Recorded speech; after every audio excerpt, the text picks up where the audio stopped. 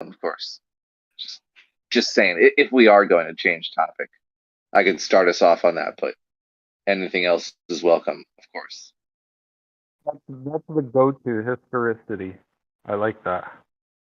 You What'd you talked say? about this about 2 weeks ago, but it's interesting, yeah. Well, okay. I Historicity? mean, like, I won't even take offense. Just say, "Shut up, that's boring," or whatever. Cut me off or whatever. But No, and by let's the way, go, dude, dude. I mean, you do sound a little distant as far as coming through on my headphone set. Just so you know, I can't hear you though. It's just not as high quality as the other people's voices here. Um, just so you know. uh, But I mean, this is hey, something how I've about been now? wondering about. It's about the same. I think you spoke up a little louder, but overall it's about the same. Hmm. But How I've about I've really now? been interested in this whole Gnosticism thing, and not to get into like the philosophical or theological perspectives of it. I'm just like, what does this term even refer to? Because it seems like there's a time frame from as far as human history goes back, or civilized, like the civilized history goes back to like even today, Gnosticism is just this like really big umbrella term.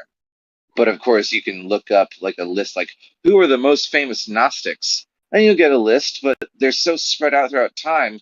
And what do these people really have in common with each other?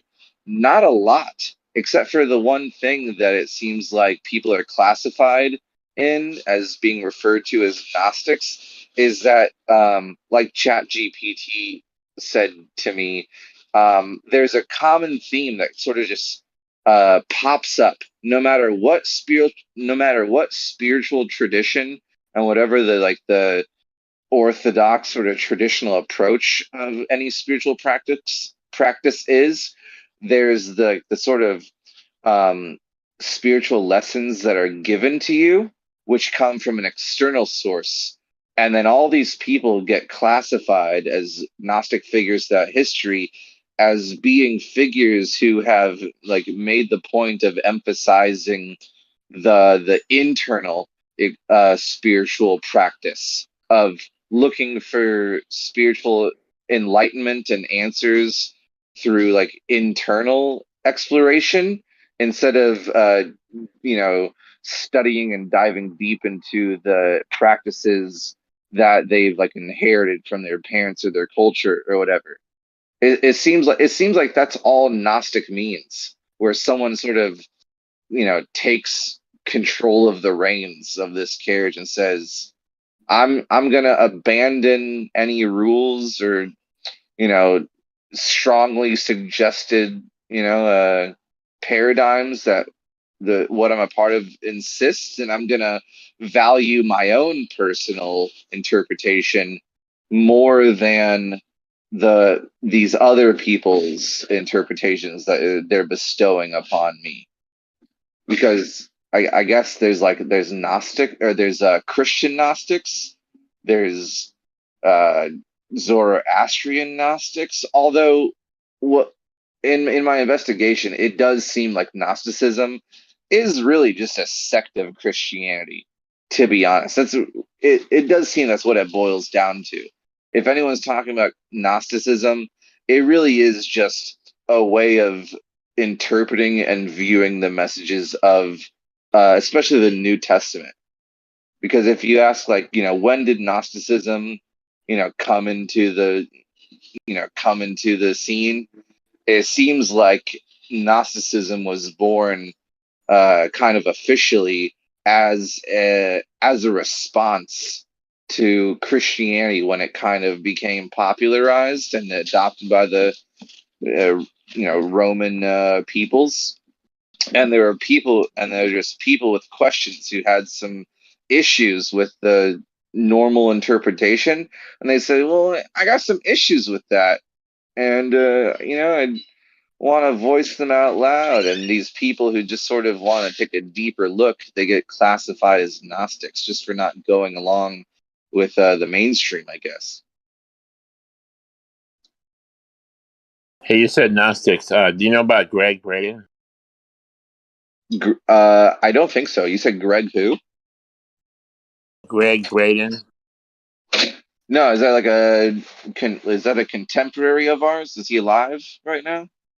Yeah, he's a modern guy who deals with Gnosticism and like manifesting things through marrying your emotion with your thoughts. That's cool. Yeah, I mean, I can see how that aligns with it. Check him out, Greg Braden. He has some really good stuff on YouTube. What do you think I'm gonna gain from watching every video he's ever uploaded? Like, what's the big deal about it?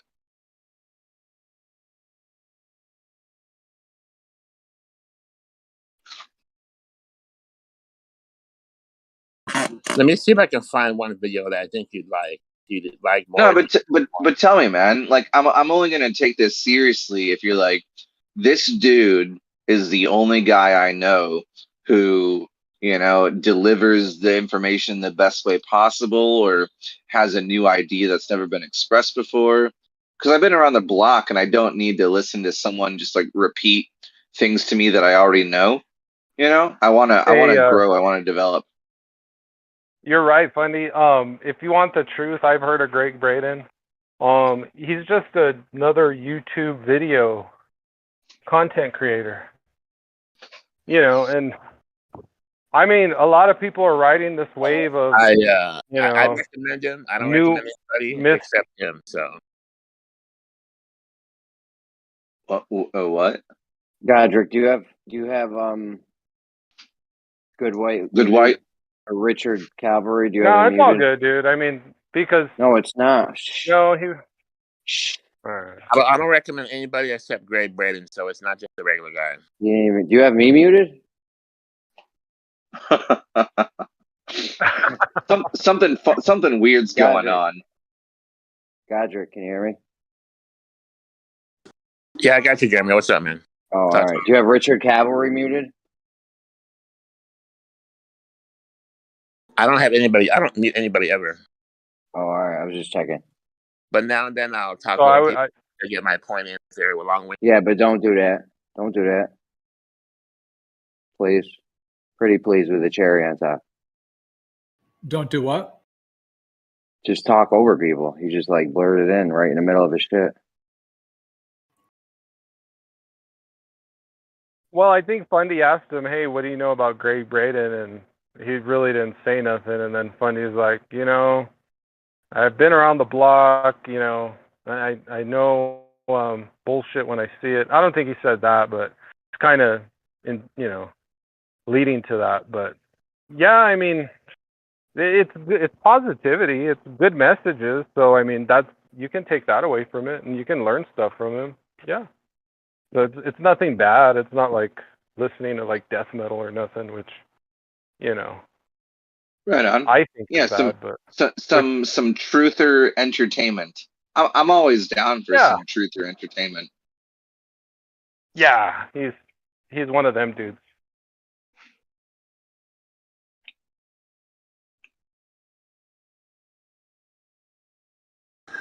Greg talks about miracles, right? So talks about how prayer, right, is actually done in the metaphysical sense, and how miracles can happen in reality. Well, that's cool. That kind of sounds what I'm after, because after like thinking about it during this conversation, I guess to put in simple terms, what I'm after is really just clarity. I've been thrown into the deep end enough times to just recognize that, like, I know where to find some deep ass information, and then there's like contradictions from this channel to that channel. There's all sorts of different opinions that kind of conflict, and I have to be the one to synthesize all of this information that I'm exposed to. And so if there's any other thing, I'd rather not like throw myself into the lion's den once again. At this point, I feel like I've been introduced to enough themes and topics and ideas that really all at this point I just want help sorting it all out. I just want some, clarifications from people who have been exposed to the information I have, and I need some help making sense of it all. It's like I'm a little overwhelmed. You spend enough time in the truther community, 15 years, whatever, trying to figure out like what's that good shit? What's that good shit, right? And there's a lot of similarities in from different sources, but then there's also some differences. And you say, what's to give and what's to take. What should I keep on board and what should I throw overboard? And so at this point, I'm just looking for anyone who can help me, like, just kind of do like clean up. I just sort of sort through this shit with me, because I definitely don't want to listen to any sort of YouTuber who doesn't know about all the things I know. I want to find the people who know all the things that I've been exposed to, and can explain how they took all that on board and then sorted through it and explain what they threw out and what they kept. I can share some things with you that you might find interesting. Go for it. If you DM me it, I'll watch it or read it or whatever. It's not gonna be right now. I have to get in a better space between things right now. But I'd like to talk to you more later today, possibly. And I'll send you something.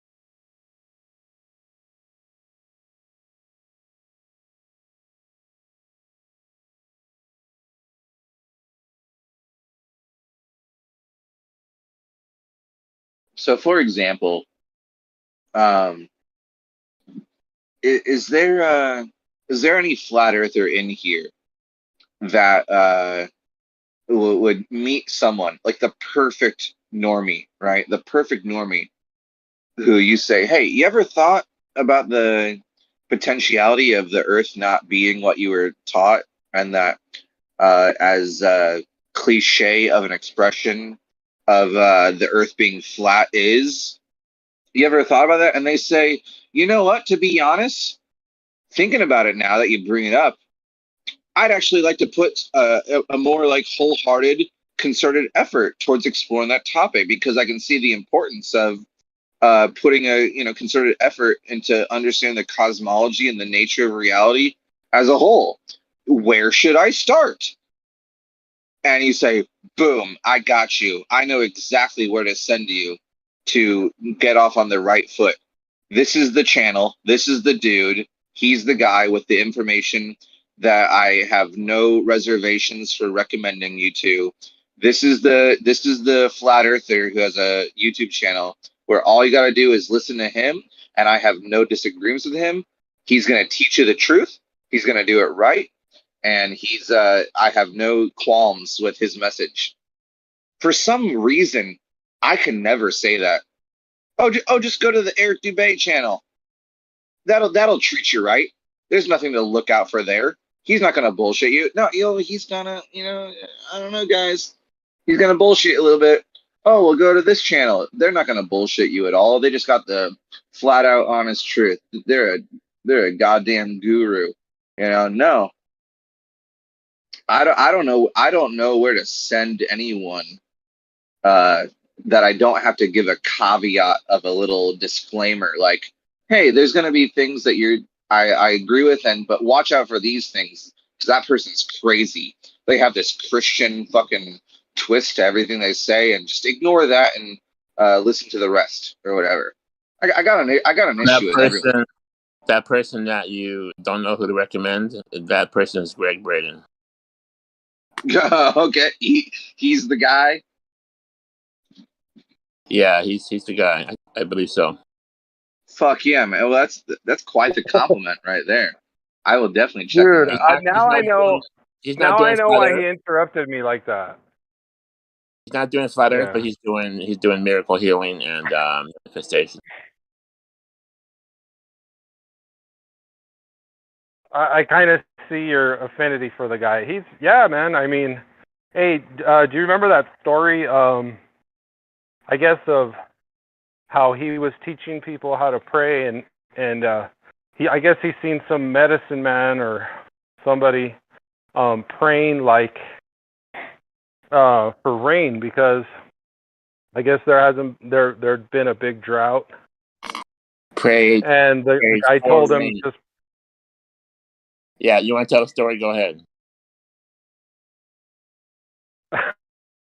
Dude, I mean, I get your man crush for Greg Braden, but I was literally like mid sentence and you clipped me. But if you want to go, I mean, do you know the story? Well, I don't mean to cut you off, but yeah, I got a little excited. Sorry.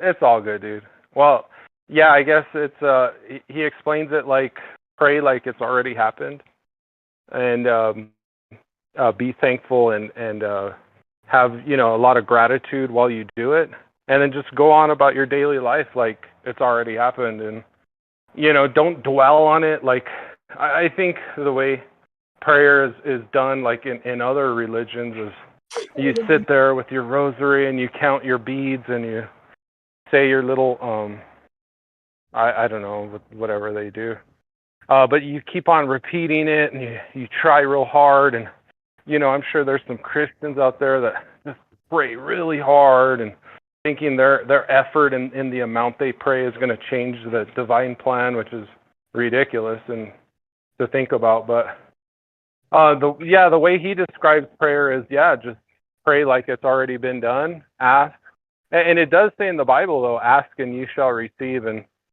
I can attest to that. Anything that I've ever asked for, like not everything, but many things, that I ask for, I get them because Right. No. I do what he says is just pray like it's already happened. Right. So he didn't pray forward, and he prayed rain. Right. So he said he went to the guy. They were having a drought. He took his boots off. He walked to the earth, which is dry earth, and he said he felt the wet mud between his toes. He did his thing, Oh whatever he yeah, was doing, feel like it's and he felt the rain on his face and the smell of the rain as it hits the wall, as it hits the concrete and the earth. And it rained like hell that night, and Greg was like flabbergasted by that, and that just started him on his journey. So I guess paint a mental picture is what I kind of left out, but yeah, like pray like it's already happened, like it's already been given to you, and Feel the do feeling. it like it's real, right? Like add like an element of realism, I guess. What he's doing, he's painting like a picture of what he would like, right? And to imagine you feel the feeling. already happened. You feel the feeling of the thing happening as it's happened. You feel like it's happened, and how do you feel because of that? So you're grateful, you're humble, you're in gratitude, and you're feeling the feeling as the thing you want. Does he ever play Let's hear devil's Fundy. advocate What do you think about towards that, Fundy? himself?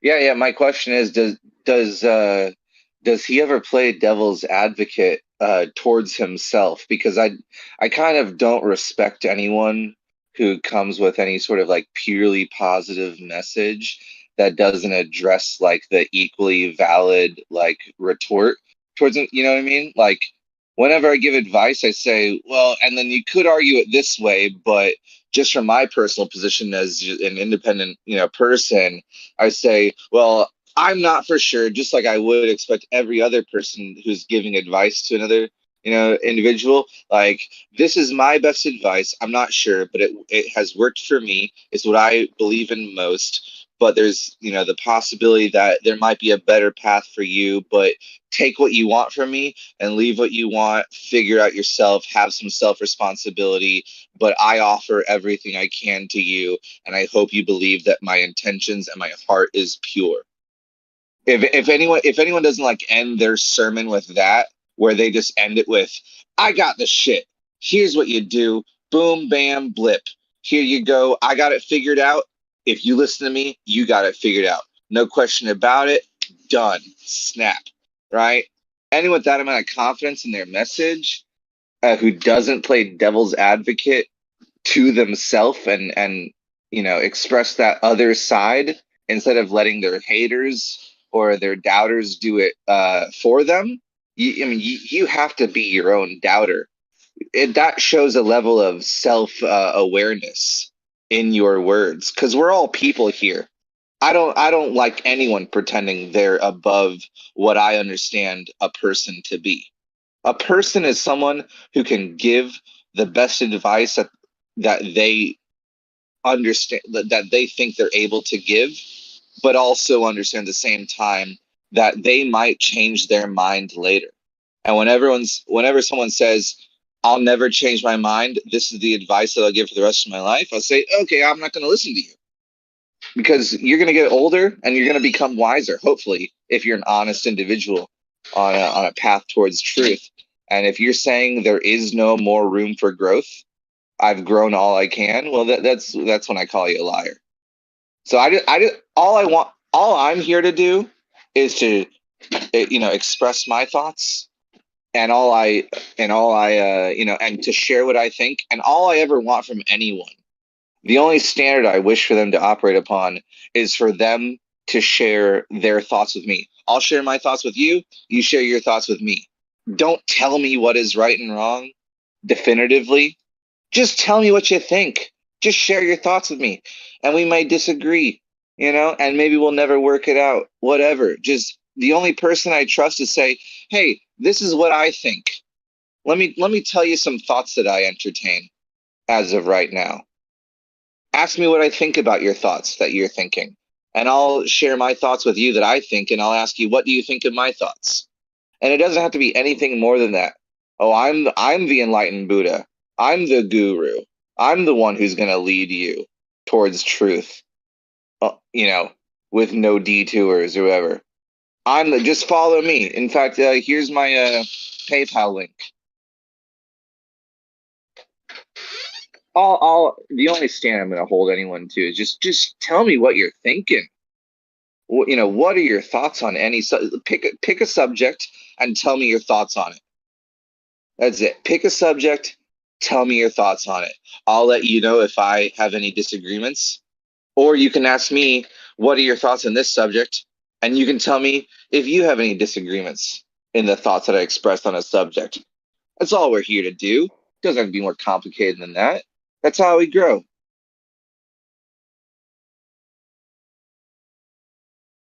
That's a good You never point, Fundy, man. Go ahead. It's like, but there's not like the whole fucked up thing about it is there's not like a authority we can go to say, "Man, who has the truth?" There is Like no authority. Yeah, ChatGPT isn't going to tell us, "Hey, so if I type in, where can I find the utmost truth, that one guy who has it all?" He's not going to spit out Greg Braden. I'm sorry. Right. And I guess you could say there's a lot of people who have their truths, but the ultimate truth, the fact is, nobody knows. You'll never catch me saying I have my truth and you have your truth. I think it's kind of like a disgusting arrangement of words. Like, this is my truth. I just really don't even like that. My truth, your truth. I don't even get what that means. Okay, your own beliefs, because I didn't download the same information. Like say like I'm a little older than you, right, Fundy? Say you're like a Windows 95 and I'm a Windows 95 and you're a model Windows 10 model, right? Sure. You're a little younger, I'm older. That doesn't mean nothing. It's not that this is how humans are created. Like, we're all downloaded with the same information, just a little newer or older. That's not what it is. People learn off their experience and their truths, what they find to be true. So that's all I mean by that. Just because it's their truth doesn't mean it's the ultimate truth. Because I reiterated that nobody has that, because whoever created this place and said, hey, this is how it is, this is what you need to do, we don't have that. We have people that say that, like, for instance, the Bible says Right. this is the fact, but how can, there's a lot of skepticism on the Bible. No, that's up for debate, but if it's the actual truth, and because I didn't see it personally, so I have to believe somebody else's truth that's correct, that book's correct, that this whole idea is correct. I didn't witness it, so at that point it's not even a truth, it's more of a belief. We can all imagine. This is what I think. I think we can all imagine that if the Bible or anything like it didn't exist, it would be something that a lot of people would wish to exist.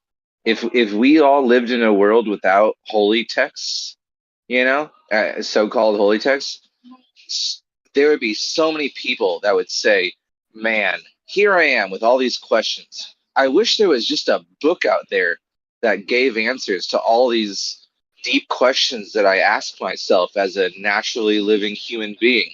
If only there was just something to tell me where I came from, what I'm supposed to do, where I'm going, and what the reward or punishment will be based on my behavior in life.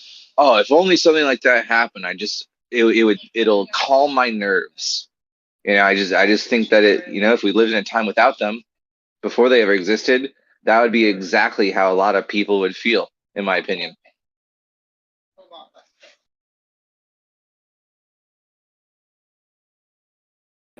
Fundy, I got the quote from Greg Braden. Want to hear it? Okay. Yeah, sure. I don't know what quote you're talking about, but sure. Well, it's not his quote. He found it in these ancient, what's the word you use? Gnostic texts. Sure. Translate it. He said it was in the Bible on the verse where it says, "Ask and you shall receive." What it really said, it said, "Ask without hidden motive, and be surrounded by your answer. Be enveloped by what you desire, that your gladness be full, and give thanks for what is there." Yeah, I mean, I've heard the That's it. same thing. Yeah, yeah. Don't you feel you've heard the same thing from the people around you in life? It's like don't do favors for someone else and expect something in return. Just be good out of the kind nature of your heart. You know, don't do favors for others in the prediction that it'll somehow circle back around and give equal benefit and recompense or whatever back at you. Do it out of the kindness of your heart. We've all heard this. I mean, it's nothing special. It's just something anyone could have said that, and everyone does say that. Like, it's good for him for putting it poetically or whatever, but I mean, good for him. Good for my mom who told me the same thing in another choice of words. Good for all of us to understand this lesson. I think it. I think that's a beautiful thing. But I wouldn't give anyone credit for being the one who originated that message. I think that's just a understanding anyone can find within themselves. Good for him for also finding that and speaking it poetically. But yeah, hey guys, be good for goodness sake. There you go. You can replace his long quote and just replace it with mine right now. Give me the credit from now on. Hey, everybody, be good for goodness sake, because good is good and bad is bad, and good is better than bad. That's why we call it good. So be good.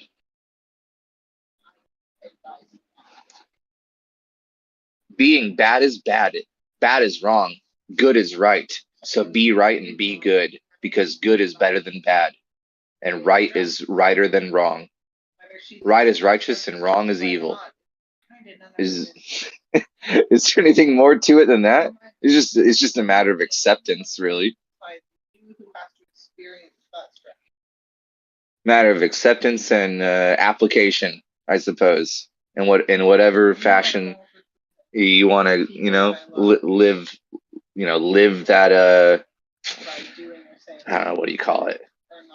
Live that axiom. But life is so complicated, but at the same time, it's so simple. Here you are, you were So, born, like you're they're gonna saying, die. be Go good, ahead. be good for goodness sake, right? Yeah, because good is better Like than bad. right, but why can't you be bad? Like, what's wrong with being bad? No, well, we all know you can be bad, but why be bad when bad is worse than good? Because good is better than bad, right? I mean, that's all it comes But down to. that's only that's only on a spectrum, right? Because this is how we view things on. Well, I'm going to compare these two things, and this one weighs more than that one, but they both weigh. Now, if you didn't have that difference, you wouldn't know good. So you need bad. Now, I'm not saying to be bad because I've always been like a good person, but I'm just saying there has to be both to know the difference. Oh, So like here, when yes. somebody Yeah, I roots for agree. their when somebody roots for their hero, like there's a lot of people who like quietly, like in the movie theaters or in the background, root for the bad guy. And they don't even realize they do this. And they wouldn't consider themselves bad people either, but they have that innate quality in them as We well. all We we have all both. do. There's often sob stories. There's often these apologetics and sympathies that are utilized in the greatest stories ever told, where a person with a pretty well calibrated moral compass can see where the villain is coming from, because the most well designed villains always have a sort of semi, in fact almost completely valid reason for their destructive actions. And then the whole goal of the movie is to bring you to that borderline area where you enter a state of confusion of who to root for. But then, all the movies eventually teach you by the end that even though the bad guy has his reasons and the good guy has his reasons, the bad guy, he he just has one little tiny aspect of his reasoning twisted, where there's some sort of selfish aspect of where he's coming from, and there's one sort of selfless aspect of where the guy is coming from, and we Yeah. should go Yeah, and dude, that's what it is. yeah, Yeah. yeah. Okay. They're Like, so 'cause when you brought similar. up movie, watch real quick. I'm not, Go for Fundy it. never gets.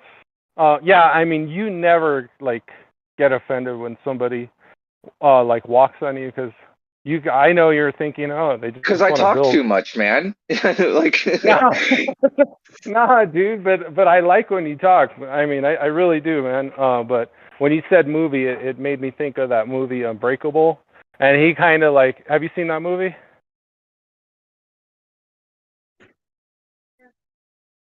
Bundy? Hello?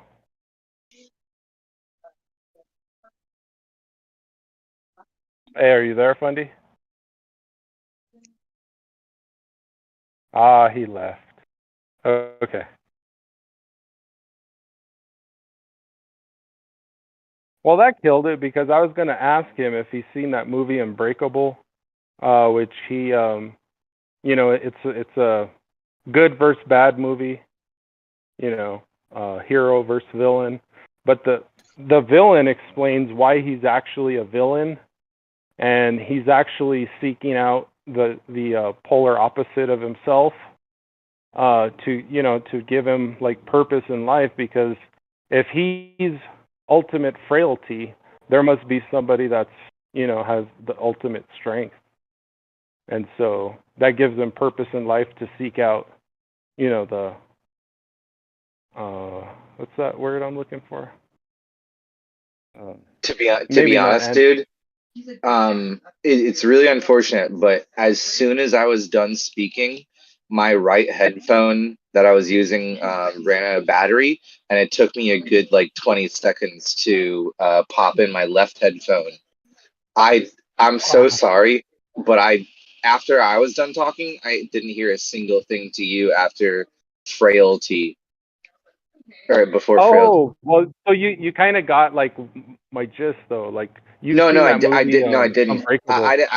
No, no, I Oh. didn't hear anything after I was done speaking. I apologize from the bottom of my heart. No, Truly. it's good. So let me just catch you up to speed. So, Yeah, have you seen that movie Unbreakable? I haven't seen that movie. I don't know if you're a big movie buff. I'm not. After FE, it kind of I'm like not. movies. Yeah, me either, dude. Movies are ruined. But I actually watched this before I was, kind of switched sides. But it's a cool story. I can't even. I hate to spoil it for you because it's such a good movie. So I won't do that for you. So maybe it's good you didn't hear. But I'm watch the never gonna movie and watch it's it like, anyways. Honestly, I'm never gonna watch it. really? So go ahead if you want. Okay, so well, dude, fuck, man, this is like has a blockbuster cast as Bruce Willis, Samuel L. Jackson. Samuel L. Jackson is the villain. Bruce Willis is the hero.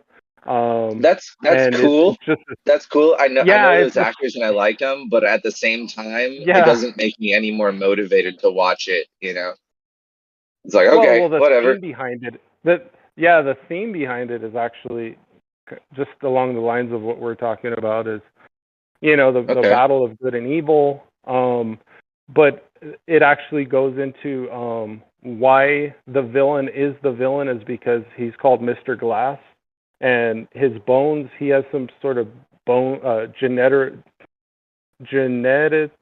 how do you say it?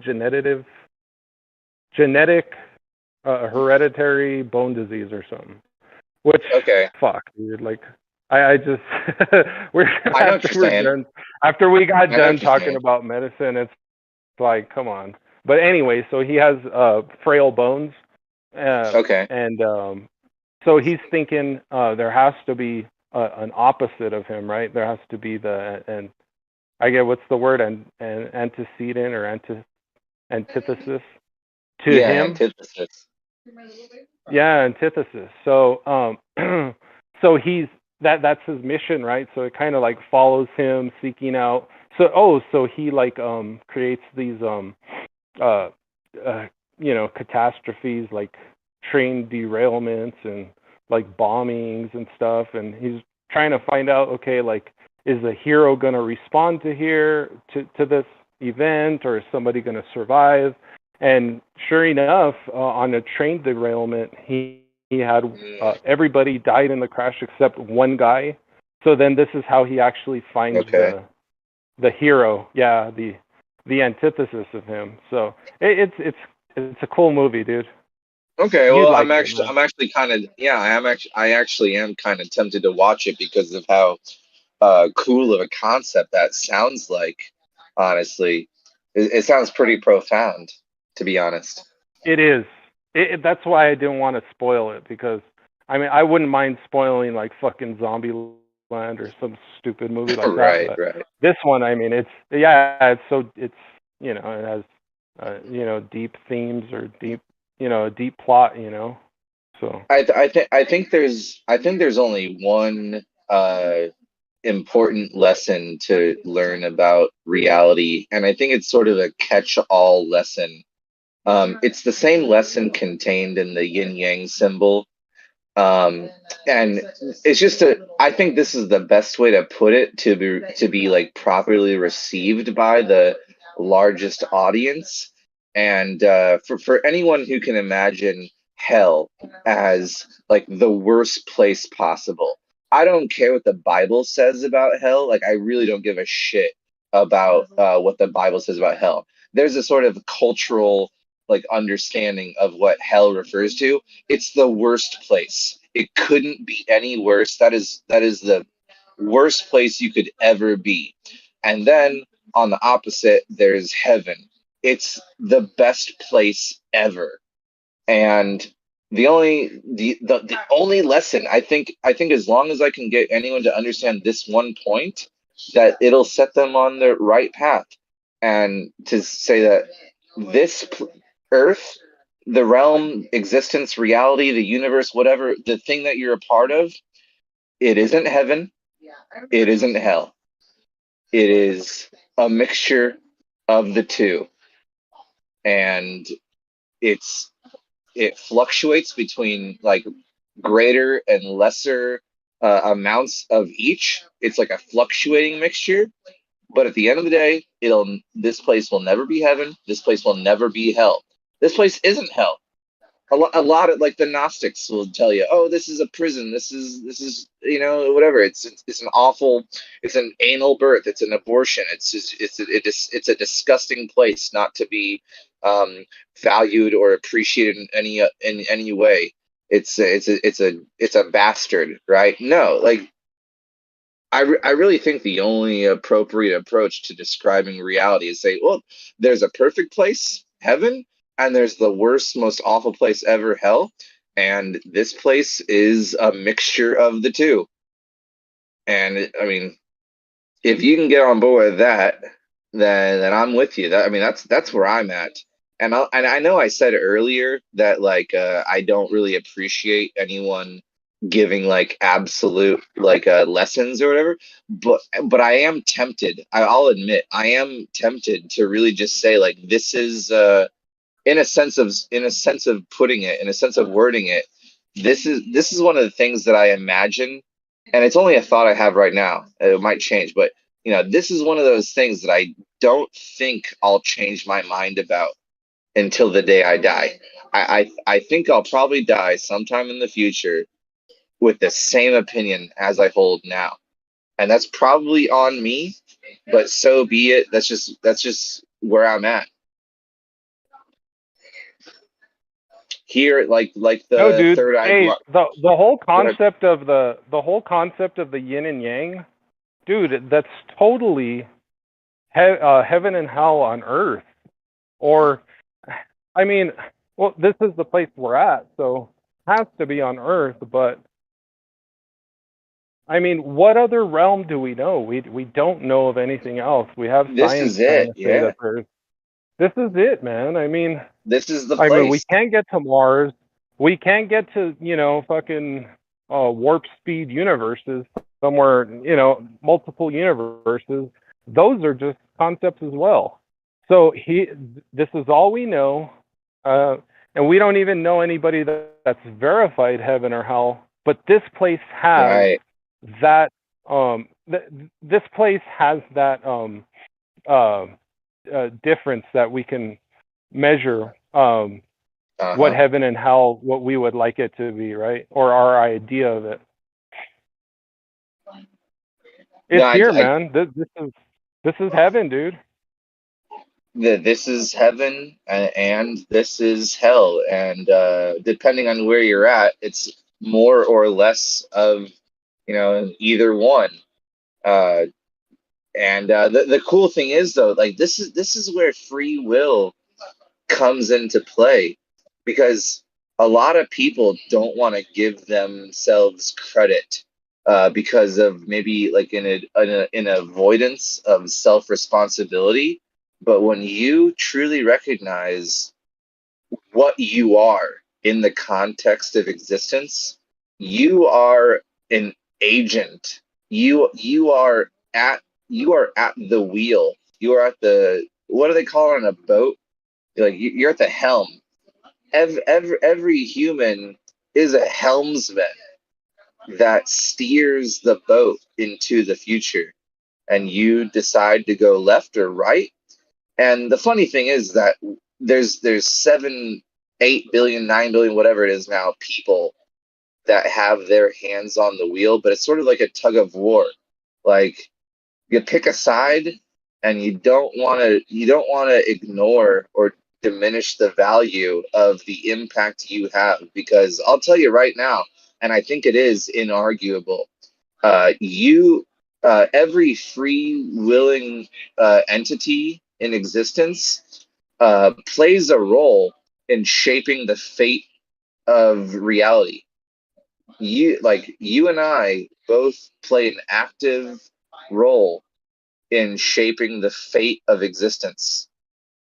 It's gonna go in the direction we steer it towards as a collective, and we all play a part in steering it in whatever direction we choose to influence it towards.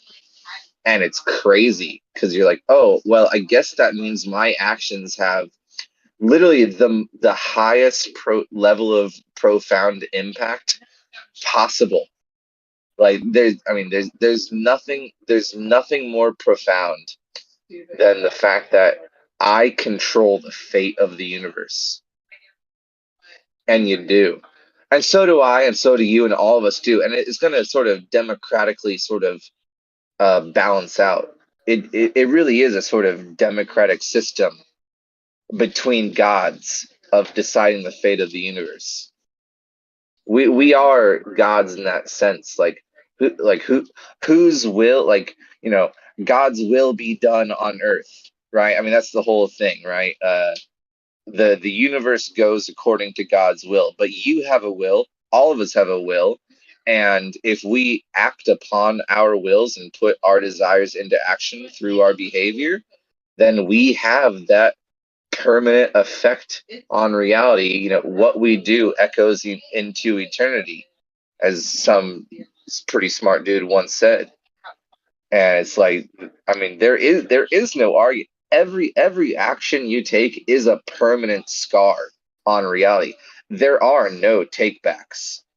If there's another one of these things that I could just put in a real concise terms for anyone, there are no takebacks, guys. Everything you do, it happened, and it'll never not have happened.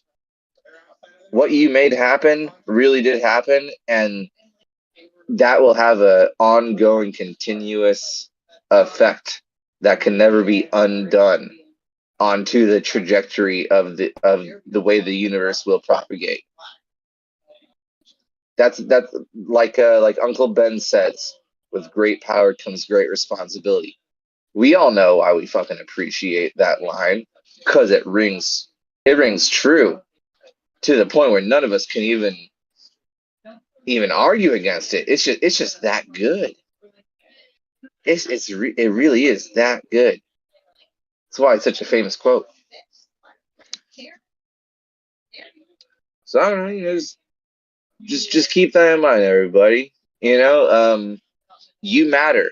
What you do matters. It affects everyone else. Everything you do will affect everyone else and the upcoming future generations of humanity, animals, plant life, fungus life, whatever.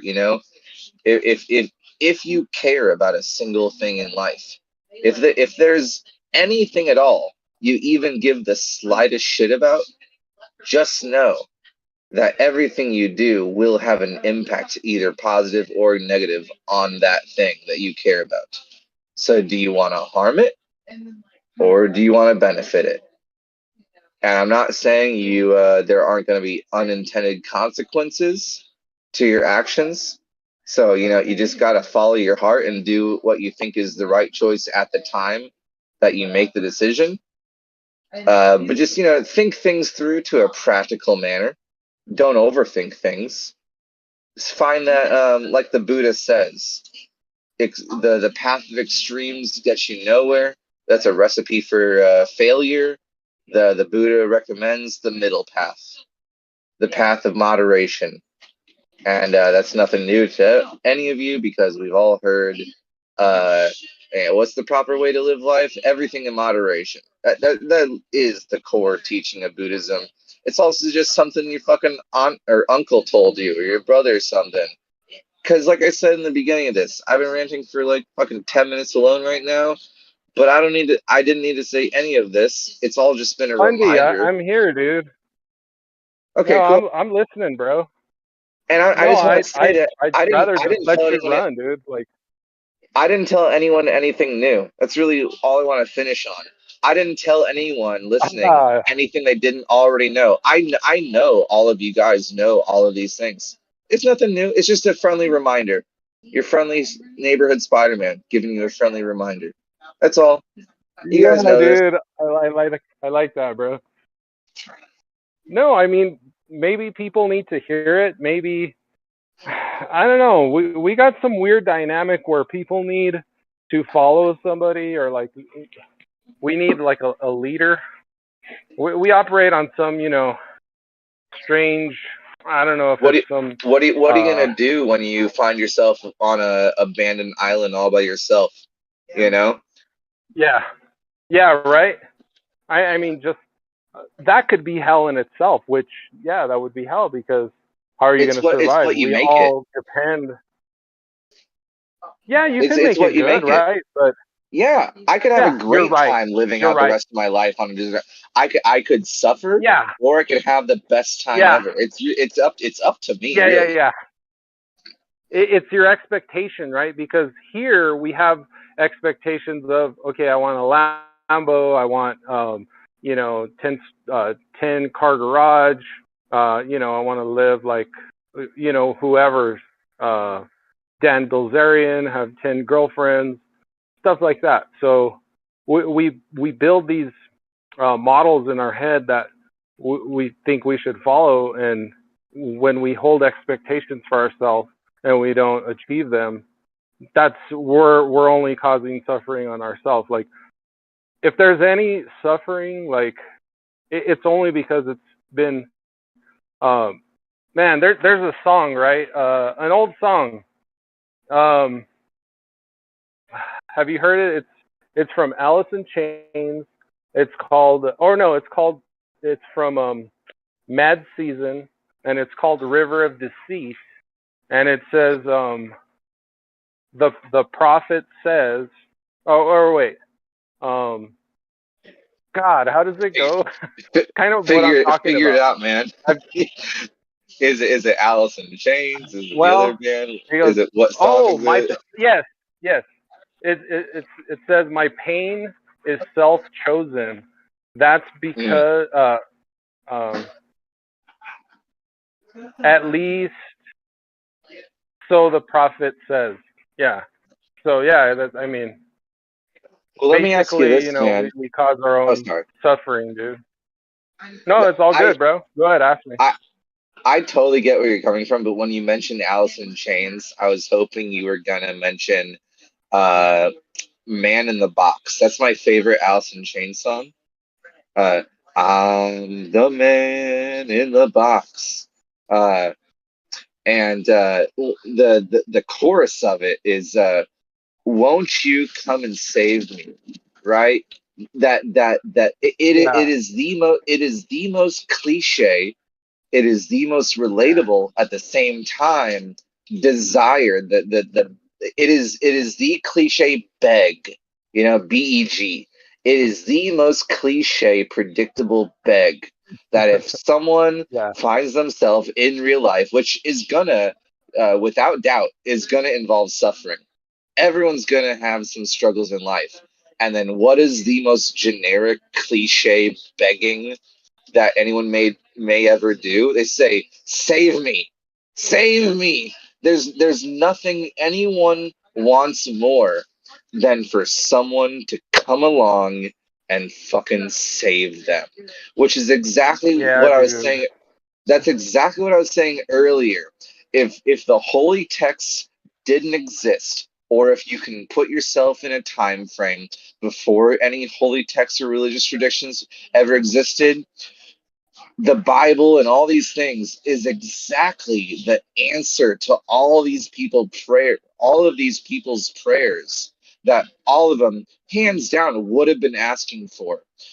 Everyone before these religions existed would just find themselves living on Earth as we all have, hunger, pain. Oh, you stub your toe, and you say, "Man, I I I really wish there was a book or a person that would just give me the best advice or somehow just release me, just give me a a Yeah. path out of this pit.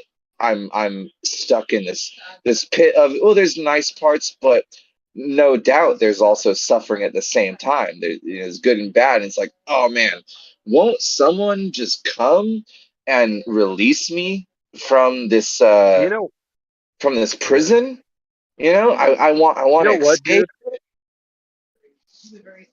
You know what, man? I think you and I, as a collective, we could come up with something that trumps the Bible. We could come up with the I mean, maybe we could call it like the universal truth, or like the because it has to have good and bad. So here's the twist, right? Um, you're not going to you're not going to go to another place. And you know what? There's already a religion like it, and it has to do with like the Satanic Bible and like Aleister Crowley and stuff like that. He kind of lived his life of like what I'm thinking about is heaven is here, good and bad is here. We have no proof of all the other claims of all the other books that are going to save people. Um, but yeah, dude, I think you and I could come up with a pretty like substantial like dogma, dude. And I wouldn't even want to call it a dogma, but like just Let me ask you a question give real quick, something else to the okay? people. I need to ask you a serious question about your intentions and your motivations for this. Um, in my, deepest place in my heart, um, really do. Because as long as I have food, shelter, my wife, um, my cat, my dog, whatever, right? Like I'm a pretty satisfied person in his life, and I do, and of course, I do want to avoid any sort of unnecessary suffering that doesn't necessarily like benefit me in the end, because I do, I do value a challenge. I do value an obstacle, as long as that obstacle is on the path towards glory, on the path towards growth, right? I don't like unnecessary obstacles in my way, but I do appreciate the things that I can overcome that lead me, closer towards the promised land, to being the best person I can do. And I understand the necessity of that. But let me ask you this, man. That was a detour, so I apologize. But let me ask you this: if you were going to create the next big hit religion, or not even a religion, but the next big hit, like a spiritual text, right? Is it something you would want to make for the benefit of everyone, as in the sense that you would make it and feel completely fine putting it out there with like anonymously authored? Like, it doesn't even matter if anyone knows you were the one who wrote it, just as long as it's out there for the people's benefit. Like, I don't want to be famous. I just want to spread the good word, no matter if it comes from me or someone else. Or do you or is your interest more focused towards like, I want to be known as the person who came along and gave the best advice and recognized as like the wise man who was the guru of humanity?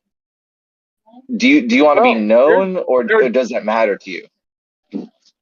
well, um, I'm just a truth seeker, so that's kind of my motivation is like um sharing the truth with people. But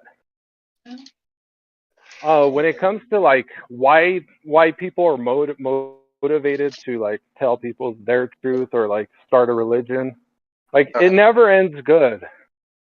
So like you got that David Koresh guy, you got that that guy who was on Netflix. What's his name? What were you saying earlier though about you think you and I could make something?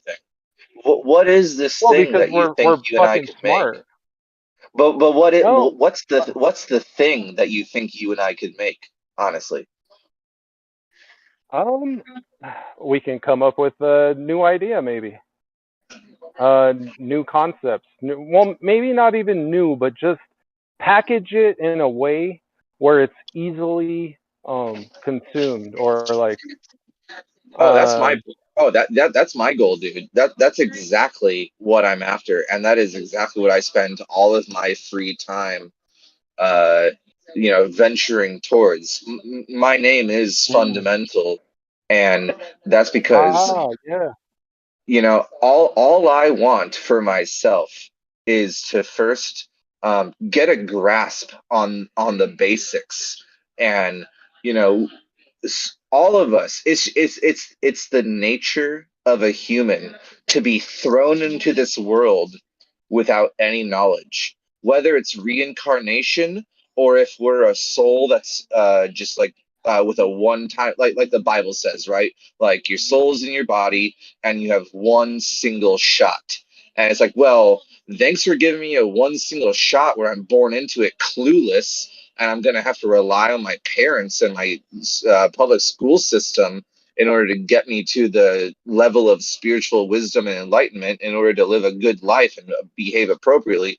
Either way you want to put it, um, it is a little bit of an unfair challenge, especially since there's no book. I mean, people can claim the Bible does this, but of course you have to be able to read, and you're gonna have to join a church, which we all know those are fucking corrupted, and businesses signed up with their 30 50 CS whatever business subscriptions, legal document, bureaucratic bullshit. 501c3.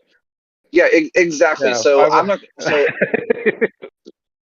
yeah, 501c3. So I'm never going to rely on a business as my one source, especially with all the options out there and the confusing. Like, I mean, does no one want to address this? I mean, honestly, does no Christian, does no religious, you know, participant of anything ever want to address that a human is born into this world and provided so many options, and somehow this like blank slate who knows nothing and is highly what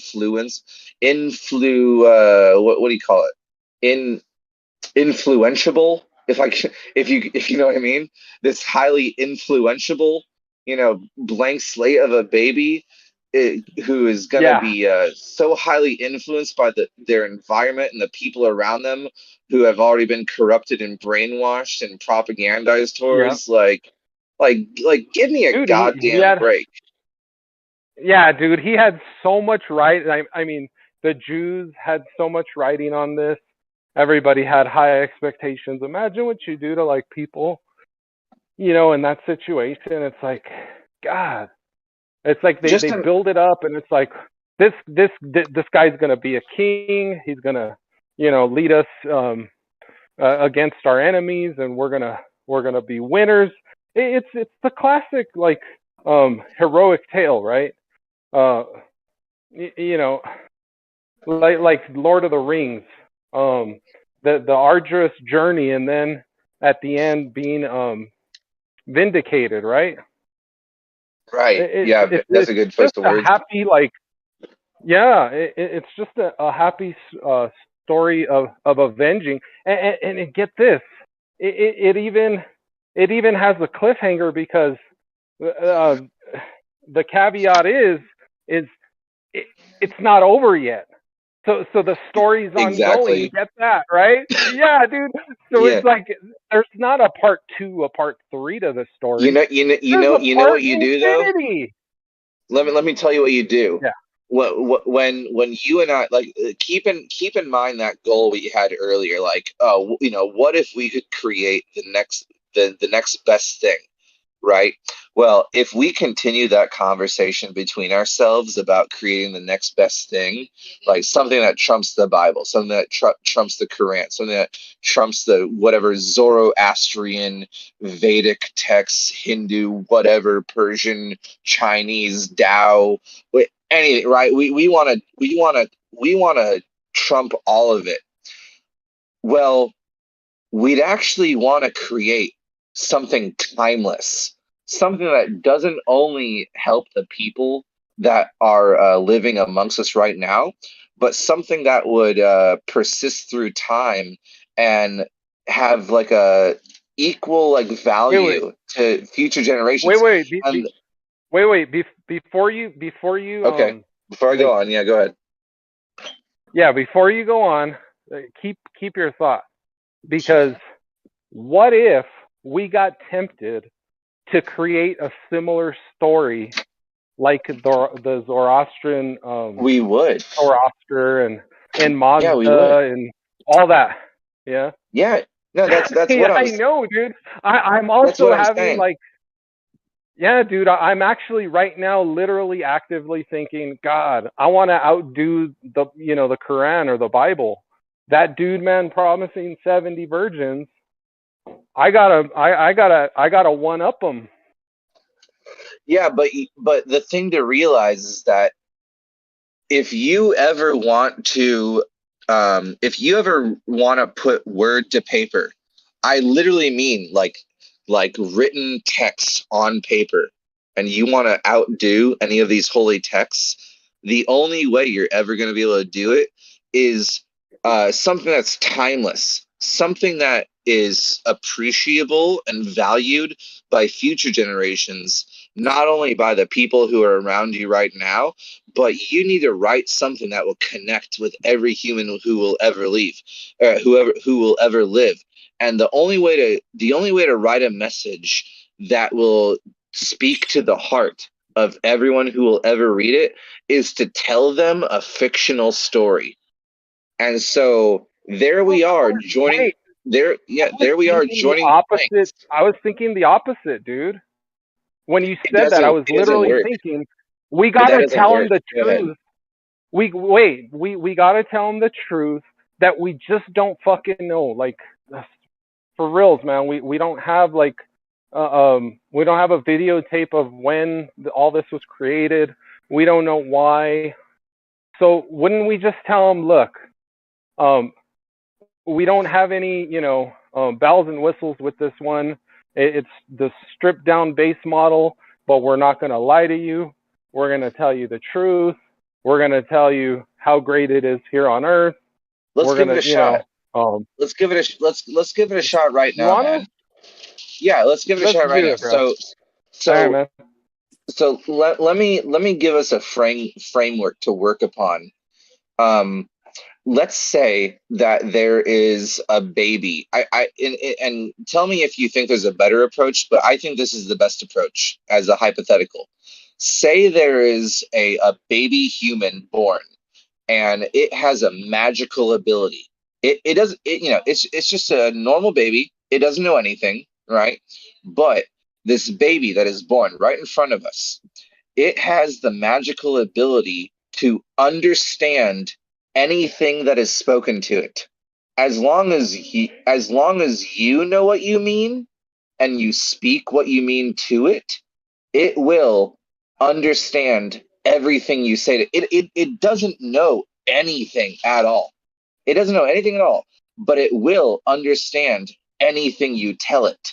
And so the first thing you say to a baby that understands anything you say to it, you say, okay, welcome to Earth. Now, after I say welcome to Earth, now I want to say you're about to live a life on Earth. I want to tell you as I want to tell you the best advice I could possibly offer in order to prepare you for the life on Earth you're about to enact, because you're about to live on Earth, and I want to give you the best I want to give you the best advice I can to prepare you for the life you're about to live on Earth. Welcome to Earth. I want to give you the best advice I can for your life that you're about to live on Earth. And let me begin right now. This is what I have to say to you to prepare you for your life on Earth. Welcome to Earth. What's the You know first thing what? you're going to say? Go That's ahead. the most generous like thing you could ever try to achieve, right? Is I mean, we try to use like stories and stuff, but gosh, I mean, what's But to be more like direct, selfless than that? Is wanting to help a little baby out. I mean, yeah, fuck, man, that's awesome, dude. I And want that baby to make the most of it. I don't want that baby to make unnecessary mistakes that cause it harm. I don't want this baby to feel like depressed or confused. I want this baby to know exactly how to live the best life it could possibly live. I say, listen to me, baby. I got some advice for you, and I want to steer you in the right direction. I don't want to mislead you. I don't want to lie to you. I don't want yeah, you to live under delusion. I want you to know the truth and have the information you deserve and what is necessary for you to have the best shot in living the best life you can live. So, this is my advice to you that I'm about to tell you that I hope you understand, and you will by the magical hypothetical situation I described. This is my chance to give you information that you will just magically somehow understand so that you may live the best life possible. And what do you yeah. say in that situation? Well, I'm kind of right now at this point. I mean, well, what to say, but I'm actually looking at like who else is actually doing this. Like the government isn't. The government would say, "Baby, look, I used to sell cereal and toxic food to people, but I'm not gonna do this. I'm gonna go ahead and um, suspend all my profit taking from all these products that I know I shouldn't be selling to people. But they're not doing that, dude. Like, so there's a lot of people out there in this world, Hey, man, especially in our you said you government, said you among said you us, wanted to make that this with me that though. don't care You, about babies. but you said you wanted to All right, make you're this with right. me. We were going to give it a Okay, all right, shot, all right, right? all right. So, Let's do I it. mean, Okay, sorry, man. I kind of went off on left field. they, So, man, I get it. I get it though. I got it. We both have a lot of baggage, and I don't mind if you need like a while to think about it because this is a serious question. yeah. Give What me a do while, dude, because I was more thinking about like fuck, there's not a lot of people out there trying to help babies. And look at us,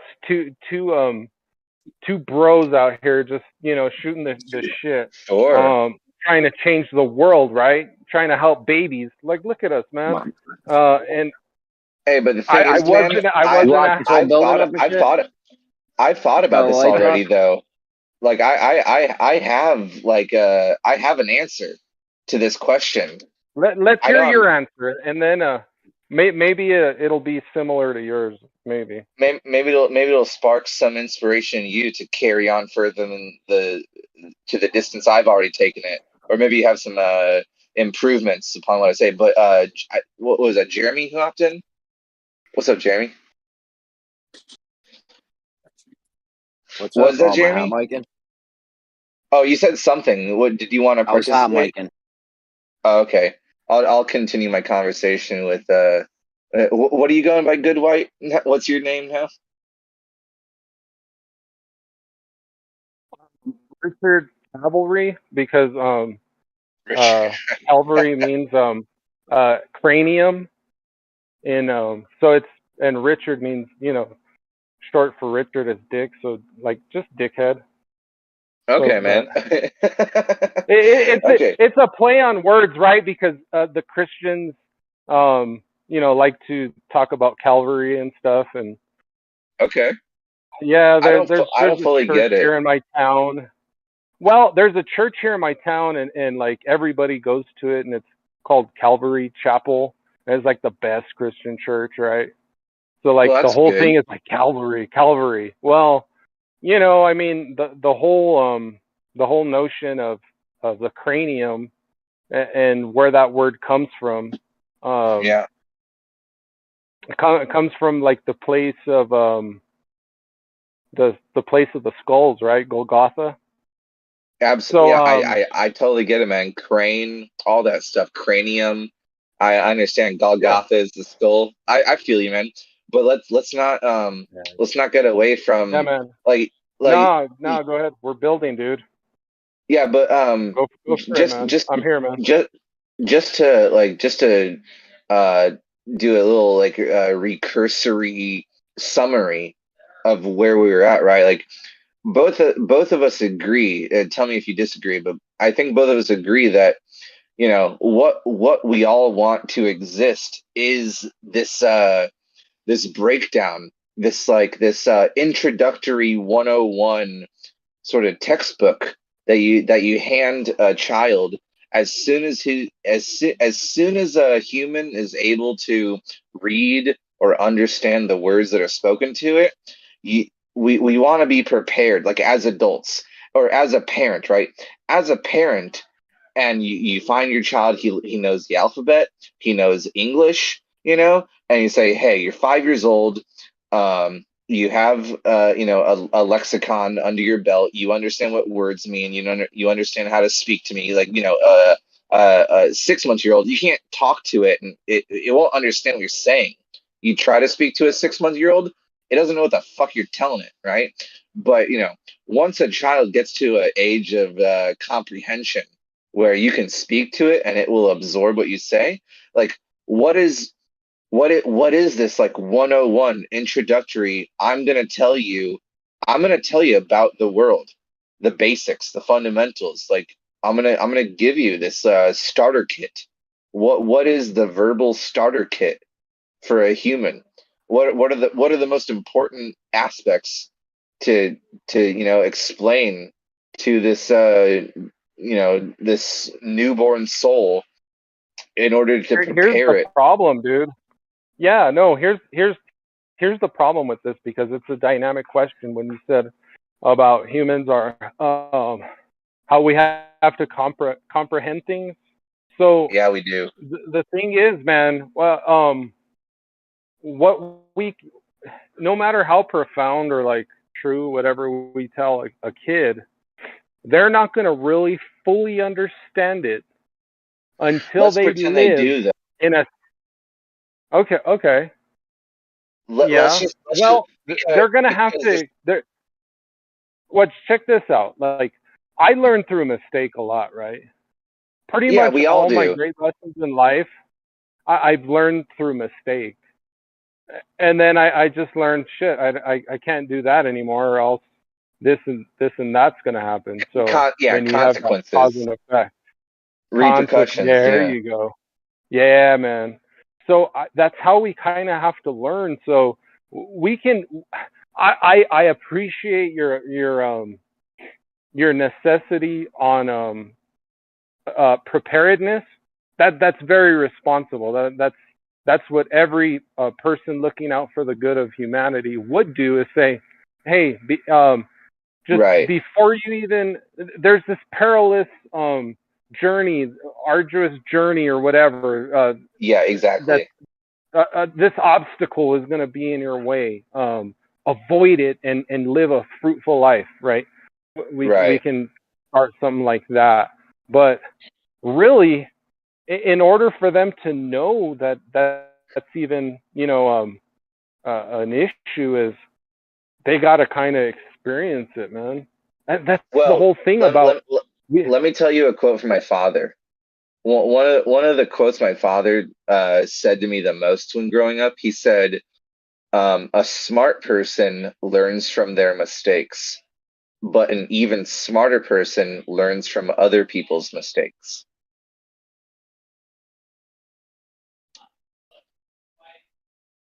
I think there is a sort of miracle that is contained in the properly delivered advice from elders.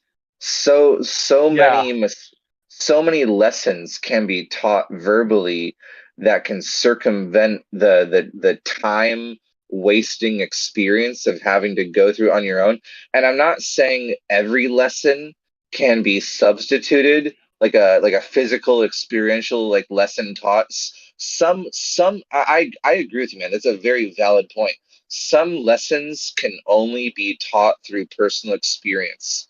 But what we want to do is we want to minimize the amount of lessons that learn through turmoil and struggle and overcoming physically. We want to minimize all of those lessons that could be more efficiently learned just through verbal and oral teachings, where it's a great time saver. But you are right that some lessons have to be learned through direct, immediate personal experience, and I'd never want to rob anyone from uh that experience. But that doesn't mean we can't devise a system, like I said, of like what do you? 'Cause I wasn't saying let's rob everyone from their personal experiences and teach them all the lessons verbally. What I was saying is what what would you say? What is your best advice that you can express verbally? And who in the world has that ready to go on hand? A lot of people would say, "Oh, the Bible, like an audio book of the Bible. That is the best verbal source of lessons you could give to a child." And I say, really? You really just want to fucking give a child who understands English verbally and let them hear some story about some daughters drugging their dad in the fucking Old Testament and raping him while he's asleep and giving fucking incestual bastard childs, and there's a god who finds that wrong but right at the same time, and it's so confusing and just, no, not, oh my god, well, where are we going? This is getting crazy. This war and the fucking murder, and there's a holy ghost that's gonna fucking wipe out everyone who doesn't spear lamb's blood over their front door. I mean, no, no, no, no, no. The Bible is Dude, not something I would just throw into nah. into the face of a child who understands language, who's literate. I'm gonna wait until a child is like fucking 20 or 18 or something before I introduce them to the Bible. That's fucking harmful to them, in my opinion. Dude, Like it's this like is it's pornographic, dude. Like in Deuteronomy, there's so many yeah, there's so many like pornographic verses in there, and like it's just what am I like? you don't just Uh, throw a child who's like 5 years old into the yeah, deep end of the Bible. no, That's why things like Veggie Tales exist, you know, to sort of sugarcoat it and give a more child-friendly introduction to some of the more valuable concepts expressed in it. Because I think it's a great book. It's written by very talented authors. I think it's one of the most miraculous and amazing works of art that's ever been created. But I'm not going to have my 5-year-old read it. No way. No way whatsoever. Like that's a recipe for corruption right there of his innocent little soul, introducing him to concepts that he really shouldn't even, like a murder. You don't need your 4 or 5 or 6 year old understanding fucking like the brutality of evil, like demons murdering people and possessing, like, keep that shit out of their innocent minds. You just don't do that. But what do you do? What do you do? From the most harmless, position possible. Like I was saying before, I put a lot of thought into this, and I've worked on it. I got about I got about 80 like words that I wish for any child to understand. And the next challenge I'm working on is actually a list of 1,250 words, and I hope to complete that soon enough. And then there's another generation that's going to be about like 10,000 words. But I would say, this. I know there's no context to what I'm saying right now because I haven't explained it to you, but I have my own system I'm developing of fixating on a select choice of about 10,300 words that I would fixate on giving a child a proper understanding of what these words mean, what they apply to in reality. And after they understand that, I'd say, yeah, there you go. You're probably all set. You're prepared. You got this. You can go on your own now. As long as you understand these, 10,000 words, which isn't as much as it sounds like, because or what is no, not 10,000, like 1,500 words, and of course it's Well, unavoidable. here's here's the But thing. For a person to understand a word, don't they kind of have to conceptualize from past experience? Here's the right, great thing about chess, like child grandmaster chess masters, right? Because their ability to imagine different themes, like a chess theme uh-huh. or whatever, chess idea, and like the only way I started getting good at chess is from seeing those um, uh, different ideas, right? Like, Right. wow, that's a great idea. I would have never thought of that. Maybe it's the problem of me even just saying what I just said right there, because I shouldn't say that or like even curse Oh, myself you're on that. fine. But there's there's like there's some young kids, man, that they're 5, 6 years old, man, and they're thinking of these very complex puzzle problems, dude, and they're solving them, Let me and say they this don't to you, have man. any. Here's the thing, though, dude. Like, they don't have any past experience to go off of. Like, I get that. I get that, man. I really do.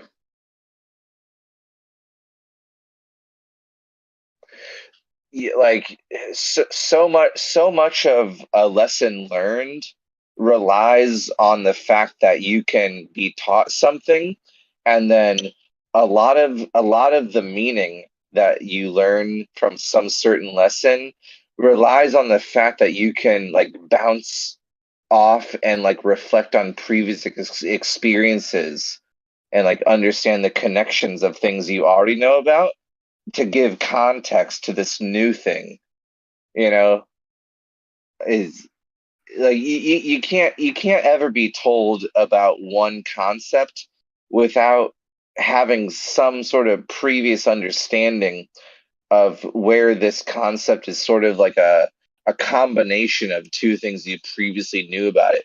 It needs some sort of foundation to sprout from.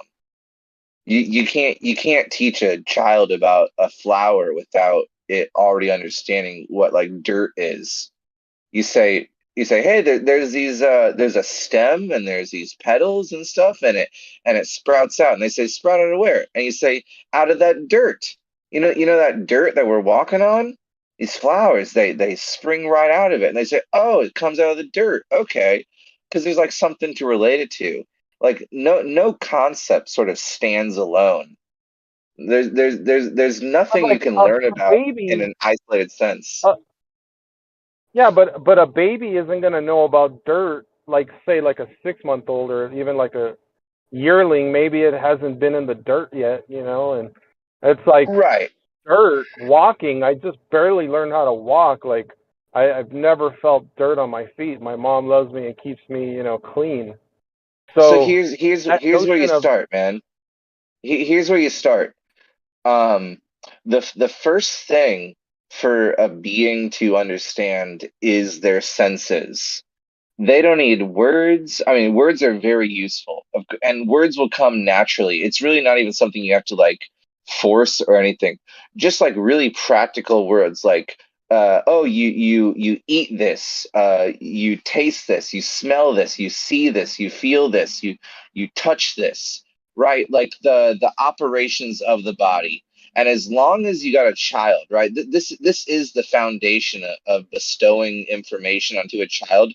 First, give them terms that you can communicate to them with, where you say, oh, that is something you see, that is something you taste, that is something you touch, that is something you hold, that is something you smell. You familiarize them with the words associated with their senses. Now, let's just take that for granted that you got some child, some innocent, ignorant being that is like, okay, I touch, I smell, I feel, I taste, I sense, I see, right? And you say, okay, there you go.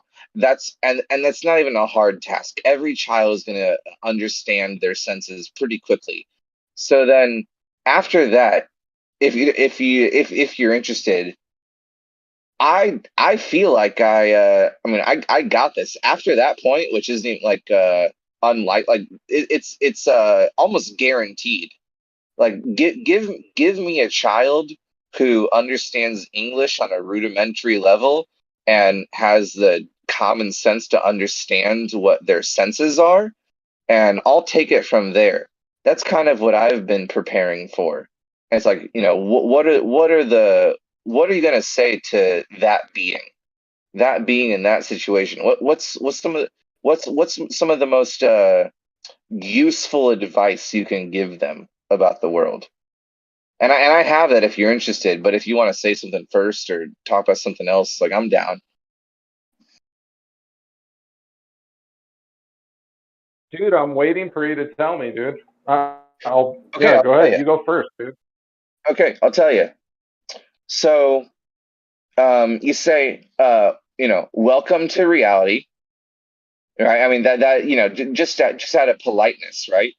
You say, hey, I was here before you, and I'm not saying you say this, but in context, you say, I am the one who welcomes you. I have been here. You just came in, and I'm not saying you explain this. I'm just saying that's the context of where you say, welcome to reality. You weren't here, you came here, welcome to reality. So now let me give you some advice about this place. Let me break down what I have, assuming you're the parent and you bring them into existence.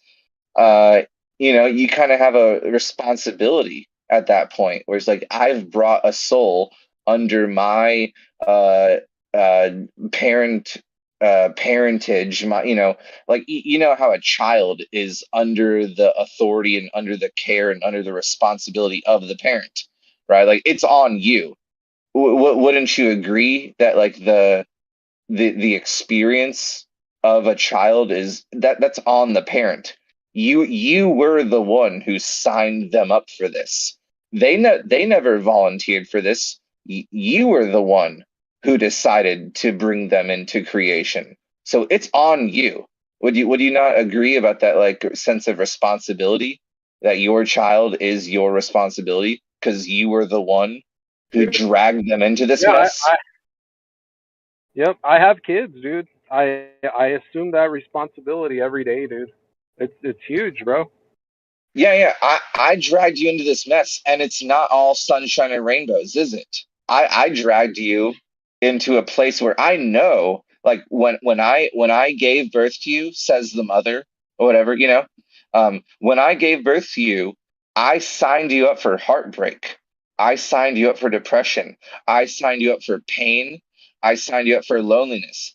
I also signed you up for friendship and love and tasty foods, and also painful shits, and the possibility of being stranded or starving or dying of thirst.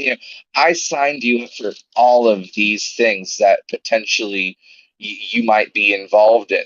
So, assuming the responsibility that I've dragged you into forcibly, it is completely me forcing you into this situation by giving birth to you. I might as well tell you as good of advice about this place, so that you're not like wasting your time pondering, being confused. I want to give you some clarity about this place. So let me speak clearly to you with clarity and conciseness about the best advice I can give you, just to begin with. Assuming you understand me, this is what I have to say. First off, welcome to reality.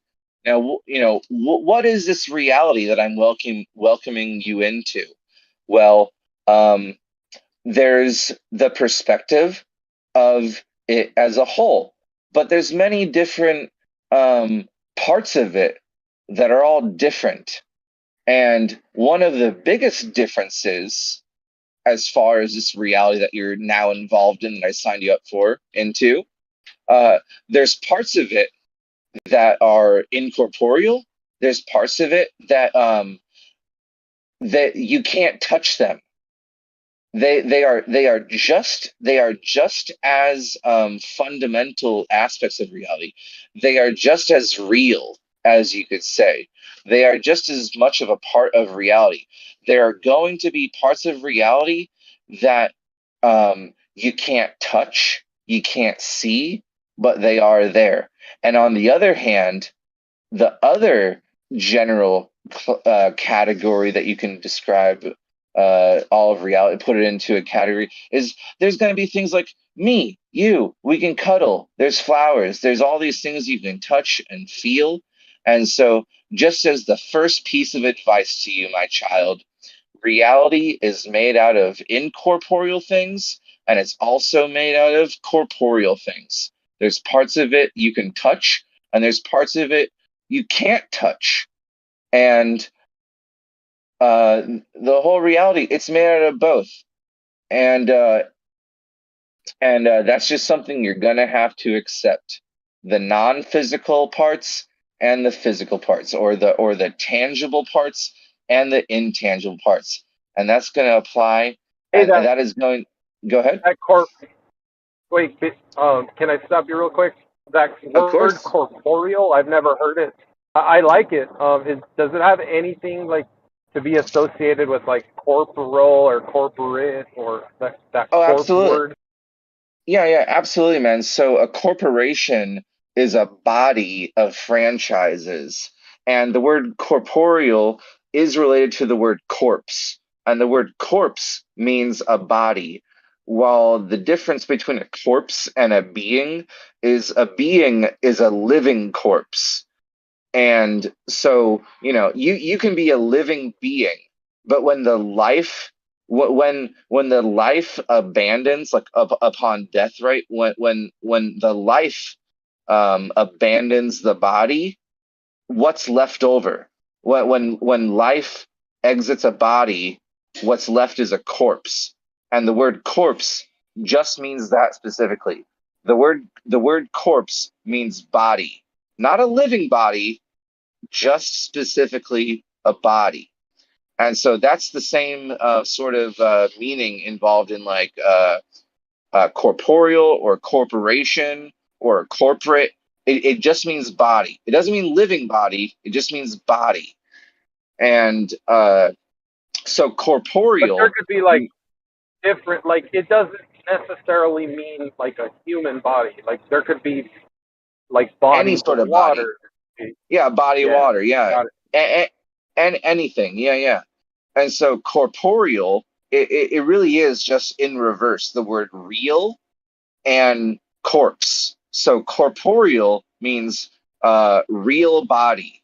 And so it's synonymous with like matter, right? Like anything that is tangible. So like the word tangible or material or corporeal, it all means the same thing. Corporeal, tangible, material, anything with a real body. But the reason I like the word corporeal is because it pairs up with the word incorporeal, and it is such a catch-all term for everything you can't touch. A- Anything, right? Like there's words like concrete and abstract. They're so wishy-washy, and there's like hard ways to like define them. But the reason I choose corporeal and incorporeal is because I just feel it's so simple. Corporeal is something with a real body that you can touch, and incorporeal Hey, is everything hey, else. hey, when you said concrete and abstract, I thought Yeah. of Gregory saying concrete. Oh, absolutely, man. I know exactly what you're talking about with Gregory, concreta and abstracta, right? Hey, have you seen him around? It's been a while, but but I really do consider the universe to be able to be divided into these two categories.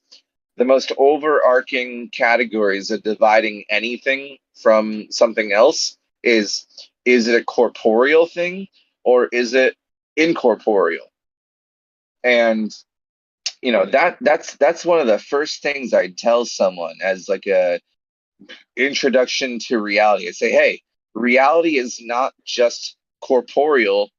Reality is both some combination of incorporeal things and corporeal things working together. They're both present. The corporeal things are the things you can touch, and then there's all sorts of incorporeal things that you'll get familiarized with as you live, and you'll recognize that there's many things that you can't touch and many aspects of reality that aren't just things, because Hey, everything yeah, needs a place to be. I think this is important, right? Like what you're saying. Hey, look, you're gonna have these things that come into your life, but look, you're kind of preparing them for them. You're telling them, hey, you're gonna have this, that, but they're still gonna have to live it out. Like, man, once Yeah. I got on that like concept, it's like that's gonna have to be the thing though, their experience, right? Yeah, that's so huge, man. Yeah, man. Here to move away from that. Here's the next thing. The next thing I would say, uh, if I were just trying to teach lessons like one after another, I'd say, hey, there's these corporeal things and there's these incorporeal things, and uh, after I tell them that, I'd say, hey, one of these other guarantees I can give you is that it's all gonna keep on changing. Like nothing stays the same. I, Everything is yeah, gonna dude, change. that's awesome, dude. Man, Yeah, that's yeah, that's dude. that's the I, next lesson. if I was growing up in the world, I would want to know that, because, dude, there's like there was a lot of things I just wasn't told, man. I was always inquisitive, always curious. I mean, the first, like my mom told me, the first things that how some kids their first words was like baba or like nana Uh-huh. or whatever. Dude, you know what my first word was? It wasn't one word, bro. I said what that means. I said three words, dude, Right on. as a baby. What does that mean? Is what I said. And yeah, man, like So trying to think here's back, the like what I oh, would sorry, want to man. know. Yeah, man, I want to know all the dangers that were I guess both, right? The corporeal and uncorporeal things, because it's not all bad and it's good. So yeah, I'd want to be uh, notified of those too. Here's So I mean, and we really are talking about basics here. So just one of these other basics I'd explain is I'd say, um, you're here, and I'm here with you, and then everything is somewhere, and no two things are in the same place, and there's so many things, and they're all in different places, and there's there's so many things. There's more things than you could ever imagine, and they all exist in their own place. They're that's so, dude. That's so crazy that you brought this up because, man, I always go back to the Tao Te Ching. I hate to bring up another freaking dogma, but it's the first one, dude. It says if you can. This is chapter 1, verse 1. It says if you can talk about it, it ain't Tao. Tao doesn't have a name. Names are for ordinary things. Stop wanting Yeah. stuff. It keeps you from seeing what's real. When you want stuff, all you see are things. Figure out the meaning of those two things, and you got it made. So I'd say I'd say that's a little I'd say that's a little much as an introductory, but once they get old enough, I'd introduce them to that topic. Totally. But Yeah, dude, that's the thing. Like that concept right there, that's for like an older person, dude. Like right, you can't right. tell a baby that. Yeah, but So just that's just a to good keep point, it man. just to keep it on the point of like, okay, we're just trying to give the basics. You say, I'm here. there's there's other things other than me, there's other things other than you, and they are there and you are here, and there's so many things, and each thing is where it's at, and nothing else is where that thing is. Everything has its own space, and uh and there's so many things, which means that all the things that exist in different places. For every different thing there's a different place where that thing is at, and everything I love has. that concept, dude. I love that. How two objects occupy the same space. I fucking love that, dude. Right? Right, it's just basics, right? That's all I'm trying to talk about. I'm just trying to talk about basics. It's like The there's so many fundamentals, things. bro. Yeah, there's so many things, and there's so many different things, and every different thing is in a different place. Everything everything is where it belongs. Everything belongs to some place, and that's where it is. And we all belong in different places, and that's where we're at. And there's so many things and so many places where those things are at. Everything has a location, and everything belongs where it's at. Because you never want anyone feeling like, I don't belong. No, you do belong. You belong to the place where you're at. That's just the nature of language. I mean, that's what it means. You belong to the place where you're at. And so, just the concept of location and how universal this concept is. There, every like if something if something exists, and this is getting a little deeper right here. If you exist, you belong in existence. If you exist, you are qualified to exist. There is nothing that does exist that shouldn't exist, because of the nature of your existence, you have already passed the test of being worthy of existing. Nothing and no one should feel like they don't exist, because if they shouldn't exist, then they wouldn't. If you're here, you're qualified. You're hired. If you're part of this corporation, if you're employed into the if you're employed in the business that is reality, you've already been hired. But anyways, the next thing No, I I would say. heard you, man, because there,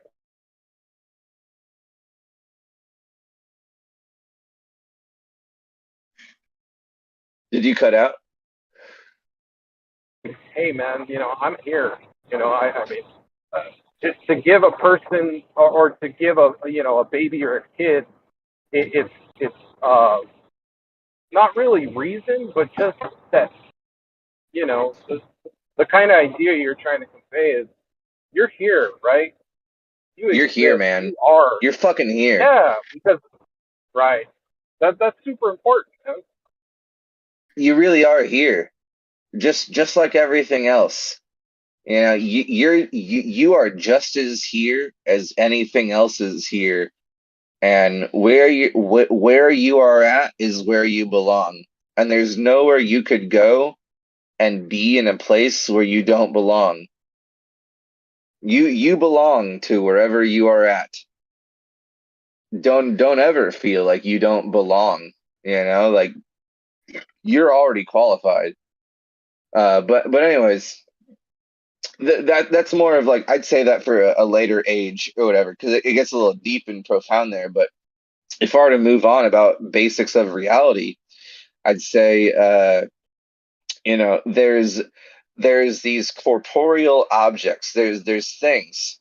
Now you're gonna want to distinguish between uh, corporeal objects and differentiate them between strictly corporeal objects versus corporeal objects that are alive. Because some of these physical objects, they're not only physical, some of them are living objects, and that's what we call animals, whatever.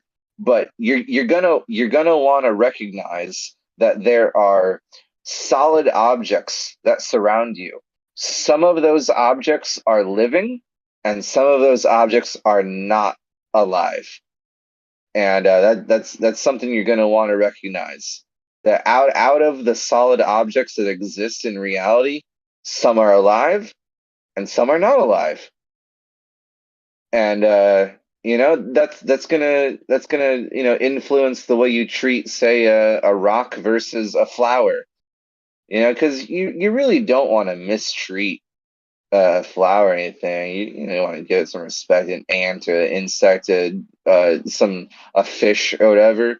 There's a distinction, a very fundamental distinction between some a living entity and a non-living physical entity. Just something basic to understand. Welcome to life, or welcome to reality. These things around you, some of it have thoughts and feelings and they're alive, and some of them are not alive. You go ahead and throw a rock into the water. It's not going to drown, but don't throw a squirrel or a bag of cats into the river. That's awful. But we'll get to that at a later day. Um, I'd say another one of these basics is that when dealing with living beings, there's a miracle that can happen because there's something called conveyance, or in more personable terms, there's something called communication. Living beings, now that you understand that some things are alive, they can actually pass incorporeal information between each other. I can actually, I can give you something. I can give you a physical present, and then there's also this amazing thing where I can give you something that doesn't physically exist. There's corporeal conveyance where I give you a present, and then there's also incorporeal conveyance where I can give you something non-physical or non-corporeal. And whenever this happens, this is giving from one person and the receiving of another. It's a beautiful thing you can call conveyance or communication, or a transaction amongst living beings, however you want to call it. I call it conveyance, and it's a wonderful thing. And then the final basic lesson I would teach a kid is that there are these make believe, arbitrary standards, completely pretend, make believe, imaginary concepts that all the people around you, you're going to notice. All of us have agreed to operate with assumptions in mind. You can call them conventions, you can call them agreements, you can call them standards. And one of the hardest to understand aspects of the reality in the world you're about to be involved in is that all of us play games with each other. We all do this thing where we operate upon an agreed set of standards, and there's millions of them. Just like how I've called you Jonathan, my child. I call you Jonathan. but that's just it's just a sound, a completely arbitrary, man-made, personal decision of a sound that when I create the vibrations in the air that register in your ears that sound to you like the sound Jonathan, you agree that somehow I am referring to you by just this completely arbitrary and trained, almost brainwashed sort of system that you've been, you know, not unintentionally, but like unknowingly, uh, what do you call it? Initiated into the language and the systems of feet versus meters, or liters, or ounces, or whatever. There's going to be all sorts of these standards that people are going to use in your life to refer to so many things, and you're going to be expected to understand what they mean by participating in our game of pretend with our imaginary lines in the sand. And that's another way of I mean, that's another way of putting it, as long as they can understand colloquialisms and expressions that humans humans play a game amongst each other where we draw imaginary lines in the sand and give a name to the distance between these two lines. This distance between this arbitrary line and the sand I drew, this is a yard, and this is a foot, and this is a centimeter, and they don't exist. But you're gonna be asked by the people around you to uh, to honor and to participate in our game of pretend that are called standardized units and conventions and shared agreements of behavior. After I teach a child about these seven fundamentals, that's when I would start combining those 11 into the second generation of terms that sprout from the dual usage, the combination of these two things compounding onto each other. Although I do think that I left out two things. One thing, or the two things that I didn't mention, is that I was going to say two aspects of everything you're going to witness is that there's going to be a quantity of everything in reality, and there's going to be a quality of everything in reality. And for everything you witness, these two aspects of them are going to be present, some sort of quantity and some sort of quality. And I might put it into different words like arithmetic and geometry. Everything's going to have a size and everything's going to have a shape, but that's not necessarily the end all be all of it. Things are going to have a magnitude or a strength, and things are going to have a orientation or a pattern. I hope someday to figure out the best general terms possible to summarize all of these words under one umbrella term. But as for now, I'm stuck between quantity and quality, or arithmetic and geometry, but I would explain the universality of their influence on everything that you'll experience. Size and shape, guys.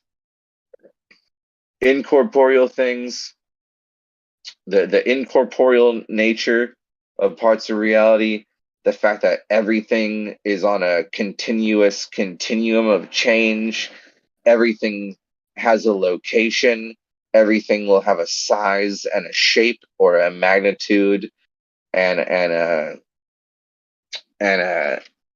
quality, or quantity and quality. There are things that are solid. Some of those solid things are alive. Those living solid things are going to react to stimulus, and they're also going to create stimulus. And when a living thing creates stimulus and another living thing receives stimulus from a living being, then communication is achieved. And once communication is achieved, then people can do this thing that we call agreeing and forming conventions amongst each other through agreement. And this is where all of the arbitrary make believe pretend aspects of reality that really are so pervading. In fact, in fact, it, I have to give credit to the all-pervading nature of make-believe standardized units and agreements we all share for the fact that I am able to speak to you right now.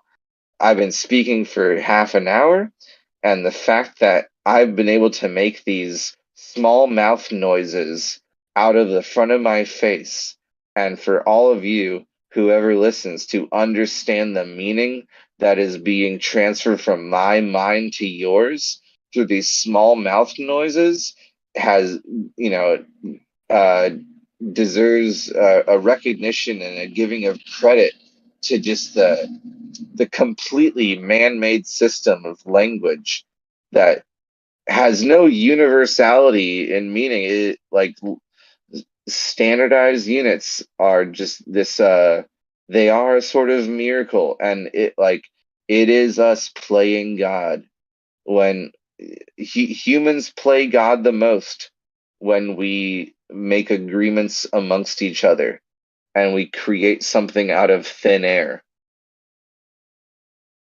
like a standard, like a convention. Yeah, we are like gods, right? I mean, uh, the fact that we can create, and it does say like we are sons of God, right, in the Bible. I think so, something like that. The sons of God came into the daughters of men. I don't know. It's difficult, honestly. I don't know what we're supposed to consider ourselves in that biblical context. We're many things, I guess. It can't make up its mind, honestly, I think. Well, Are we the sons of Globers would God? consider us. Well, no, Globers would just consider us, just another human, just another, you know, yeah, just a one of many, right? There's 8 billion of y'all. You're not that special. I used to think that as well, but I mean, just It's the same the story. things that we're, yeah, the things To we're me, to me, capable to of. me, there's no difference. To me, there's really no difference at all between the Glober Big Bang cosmology and the biblical cosmology. Like, to me, there really is absolutely no difference whatsoever. It is the same exact story. Do you not feel that way? Explain, because when I think of Big Bang, you know, I see the approach that the science tries to make, right? That is doing all and everything in its power to use logic and reason, and the word here goes the word science again, right? With observation and testing, and experiments and hypotheses, right? I just mean like the creation narrative and like the meaning of all of it, and like the savior and the apocalypse and the end of days and the return to heaven. And I mean, like like don't you see how like there is no difference between the heliocentric religion and the Christian religion? Like to me there really is no difference between the two at all. Like Well, they're they telling the haven't same really. story.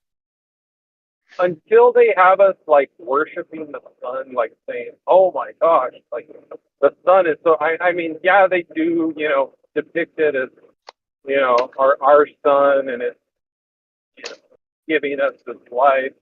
They really don't go that far, right? To say how we should worship the sun, or they don't do any of that. So I I think there's differences in that aspect, like but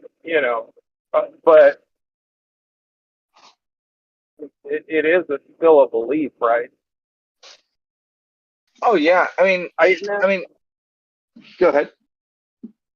No, I'm still thinking they're different. I'm not seeing the parallel.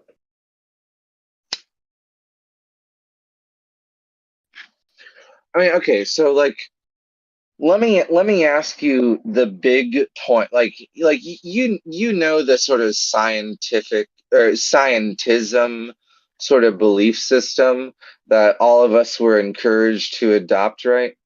You know, the same thing I was taught, right? Yeah. So let's not talk about any of the, you know, nuanced aspects of it when it comes to chemistry or physics.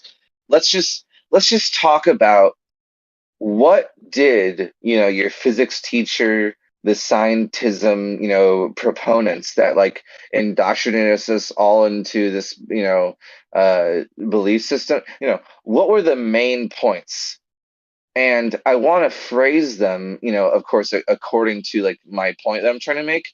But let's talk about this, okay? So, um, let's start at the beginning, right? Let's start at the beginning.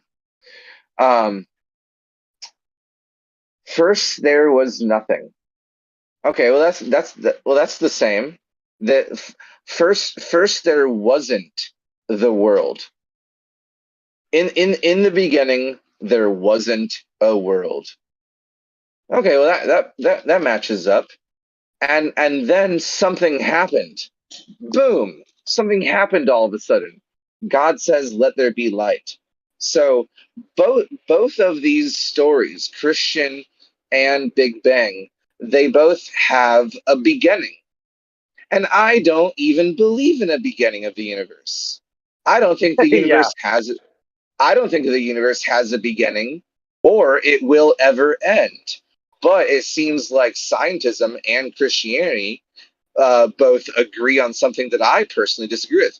Both of them are on the same page that there was a beginning to the universe.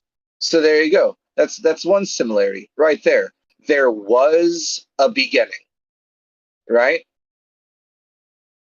So they both And agree. then like Uh, to fast forward, then they start building, like are you saying a bigger body of a bigger body, right? They both start oh, it building. complexifies. Yeah, more and more Yeah, details. It yeah, yeah, complexifies. yeah, For yeah. first there's light. Well, light as being one of the fundamental expressions of energy. Yeah. First there was a light. Okay, so that's the same. And then you know, let there be what? Let there be the earth, the like the ground. Well, yeah, okay, so yeah, they both agree. Now there is a solid earth to stand upon. Now, okay, so they both agree there's light and then there's earth, and then what comes after? Some animals? Oh wow, look, it's the same thing. Now some animals get created. Sounds like it's the exact same story. Oh, there was nothing, and then it began, and then there was some light, and then there was an earth, and then there was some animals upon the earth. Well, that sounds the same. Oh, and then what happens the similarly in both of their stories? First there's the earth, then there's the animals, and then what comes next? Oh, then comes man. Then comes human man after the animals. Oh, look at that. The exact same story. You know?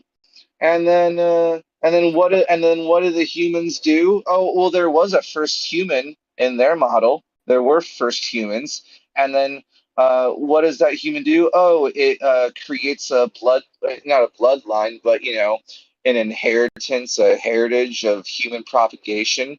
to lead to the human, population that exists on the Earth today. The exact same story, that there was some original humans, they became the humans of all today. There wasn't all, like, there were the first ones, and they result by breeding into the creation of all the ones that exist today. I mean, overall, there is Hey, almost no difference. real quick. Let me build on that. So now, like you're saying, there's this heritage or bloodline, right?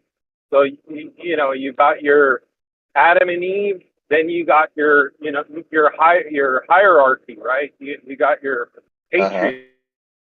patriarch, your Abraham, then you got your Noah, then you got your David, and then you got your you know, and then it goes down the line, right? Well, with science, what do you got, right? You got your Copernicus, and then you got your Newton. Galileo, or your Newton, Oh or yeah, yeah, your yeah, Galileo Galilei. Then you got uh, and and then then you and then get the your Bible savior, tells right? you, You got your Einstein. sure, Everybody loves their sure. Einstein. And then to finish it all off, you have I got you, and dude. and then to finish it all off, you have an end to existence, because, believe it or not, the heliocentric Big Bang cosmology mainstream thing is that entropy is a wound spring. The idea of the universe and the second law of thermodynamics is that the universe is a wound spring, and it is slowly unwinding itself into a relaxed state. It's wound up right now, but eventually it will run out of steam. And when entropy reaches a state of no work possible in the universe, nothing will happen. The universe will experience heat death, and it'll be the end of days. Just like the Bible wants to tell you, it's coming. It's coming. Everybody look out. The world is going to end. Both of them agree it has a beginning and it has an end.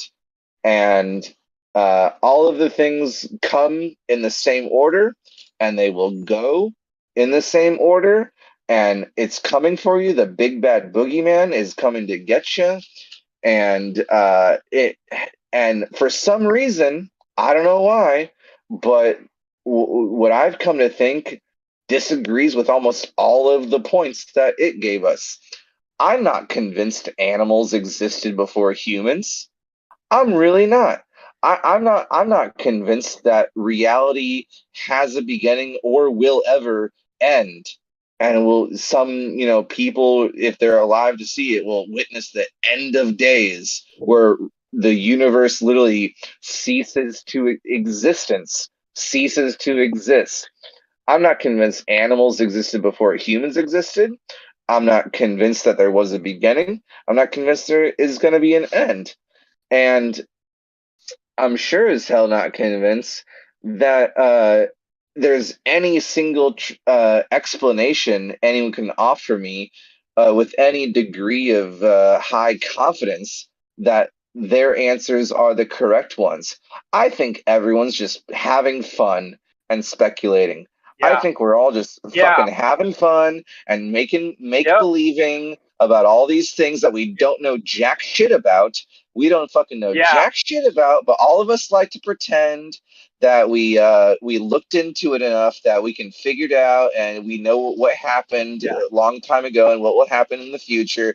And so it's the Right. exact same thing. It's just a system of beliefs for you to latch on to, instead of addressing the matter of fact situation and circumstance we all find ourselves in, that we don't fucking know at all.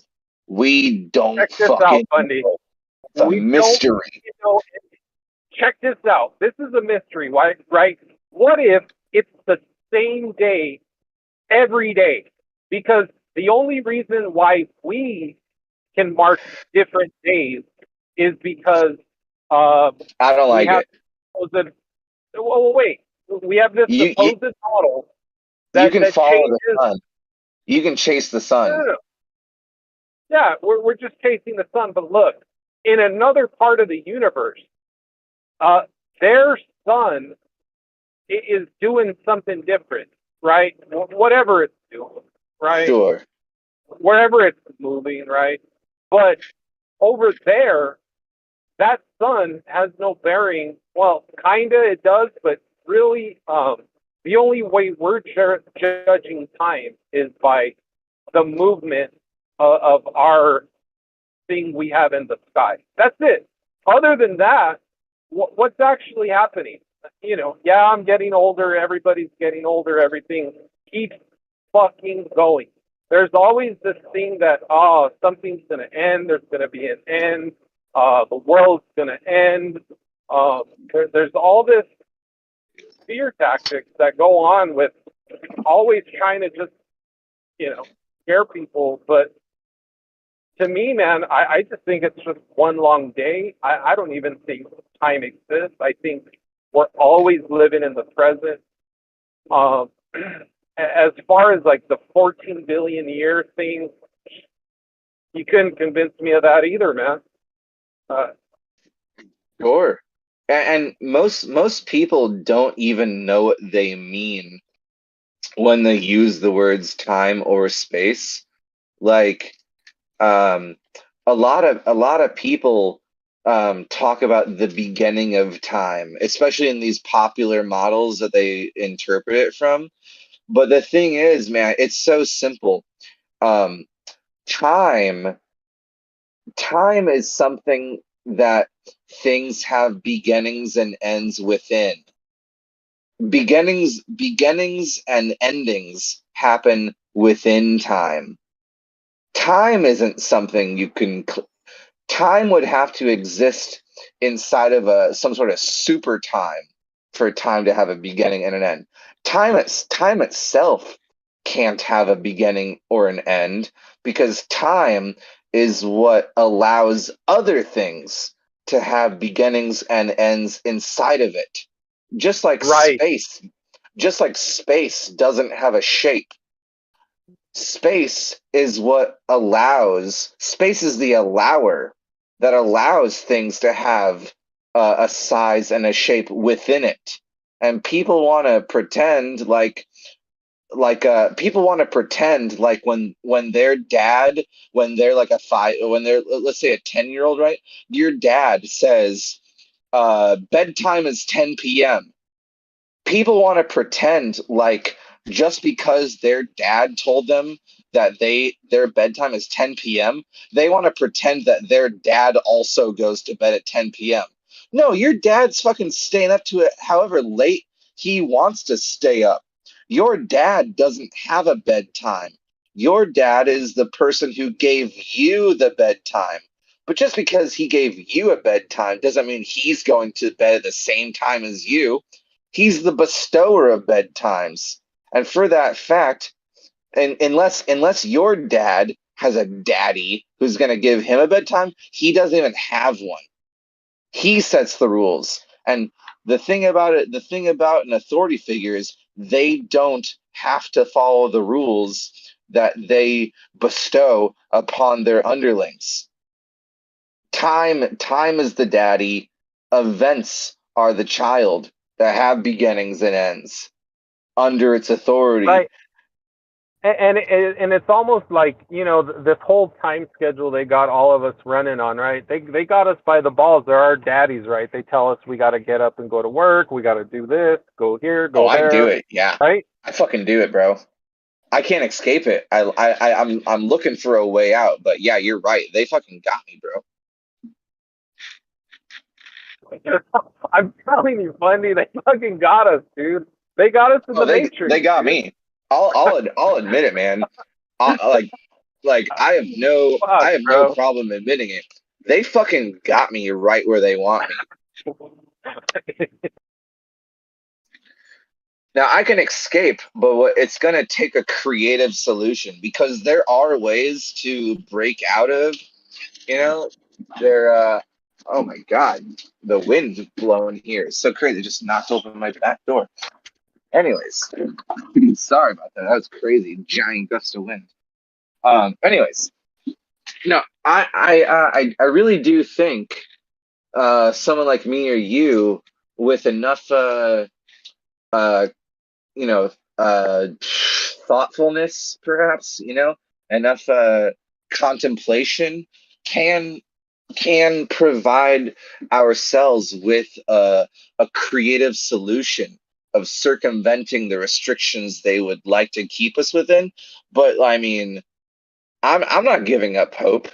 Like Well, I how know about their this? system is something I'll always have to deal with, but I think I can free myself to a larger extent than I am right now. Like I'll never be completely free, but I should strive to be as free as possible, at least. As free as Well, possible. what if we check this out? What if we started observing our own time? What if we made up our own? Because right, I'm gonna be late to time work. is just yeah, it's just a convention, right? It's just something that I'm gonna everybody get agrees fired upon. though. I'm gonna get fired from my job though if I start operating my own time. Well, we have to start somewhere, right? I mean, hey, we don't like your calendar, we don't like your clock. We're gonna make our own clock, Oh, we right? could do that, I man. mean, Yeah, we could do that, man. We could divide the day into 10 sections instead of 24, you know? There's no reason we have to divide the day into 24 sections. We can we can we can divide the day into 100 units if we wanted, you know? I mean, it like I'll tell you one thing that doesn't make any sense at all, okay? Like, there is I don't think there's a single point against what I'm about to say. There is no reason at all for explaining the existence of a week. We all operate on this 7-day cycle.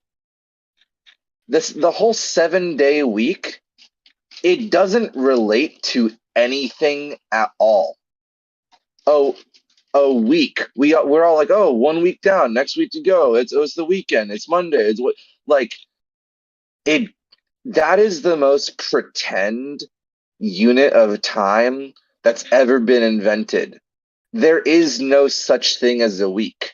There's nothing about grouping 7 days, you know, in a in a wrapping. Oh, 7 days. That's a no. I mean, it doesn't like the week doesn't exist. That is one of the most artificial, arbitrary conventions that we've ever like just completely adopted into our lives. There's no I such thing agree, as a dude. week. Yeah, Why the fuck is I a week totally seven agree, man. days? We could have 5-day weeks and loop it at that point. We could have 10-day weeks.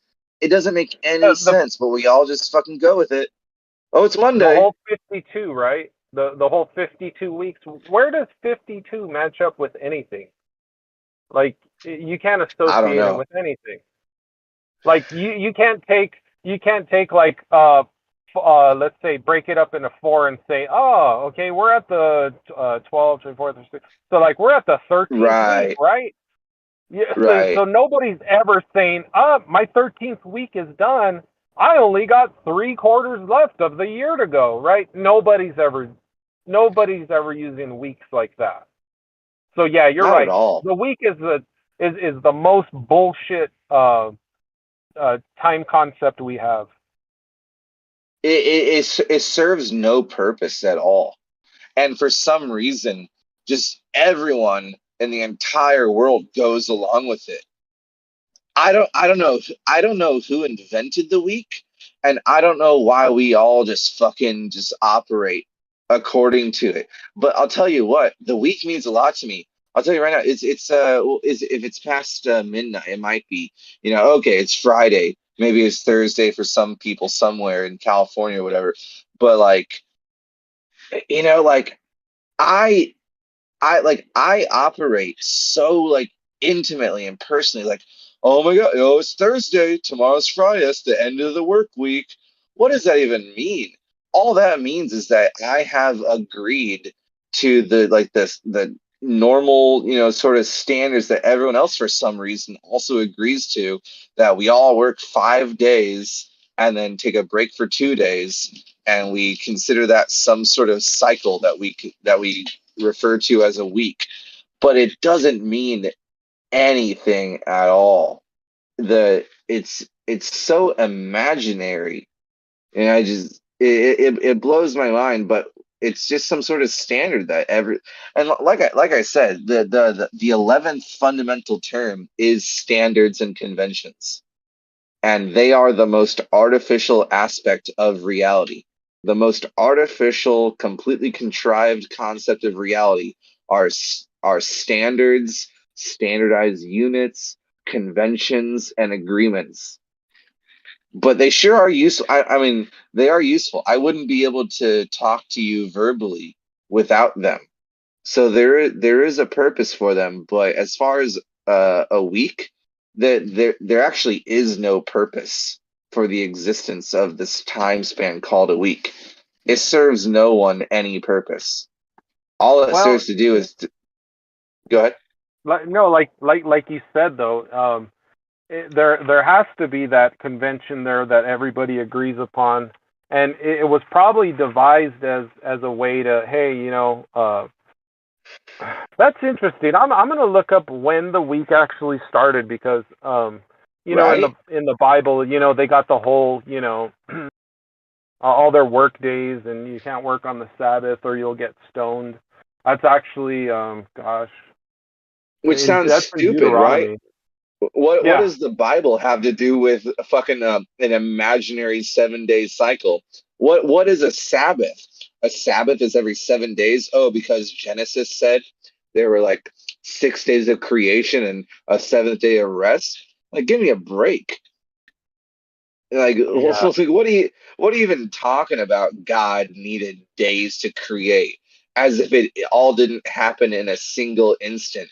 Like he needed to wait a good 24 hours before he added a new ingredient into the mix. It's like, okay, yeah. animals. It's like, okay, I need to recharge my batteries before I create humans. It's like like Yeah, what the fuck are you even talking about? I have a big day ahead of me tomorrow. I got to get my rest. I need to make the God needs Earth his rest, bro. tomorrow. Yeah, Yeah. God needs his rest, because on the third day, I don't even know what he made on the third day, but I mean, people don't roast this he's shit gonna, enough.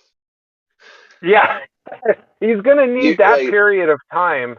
Yeah, yeah, this Kevin. period time. Give me a goddamn break. I mean, what a ridiculous story that totally like you know that when the Bible was invented, the concept of a week like probably already existed beforehand.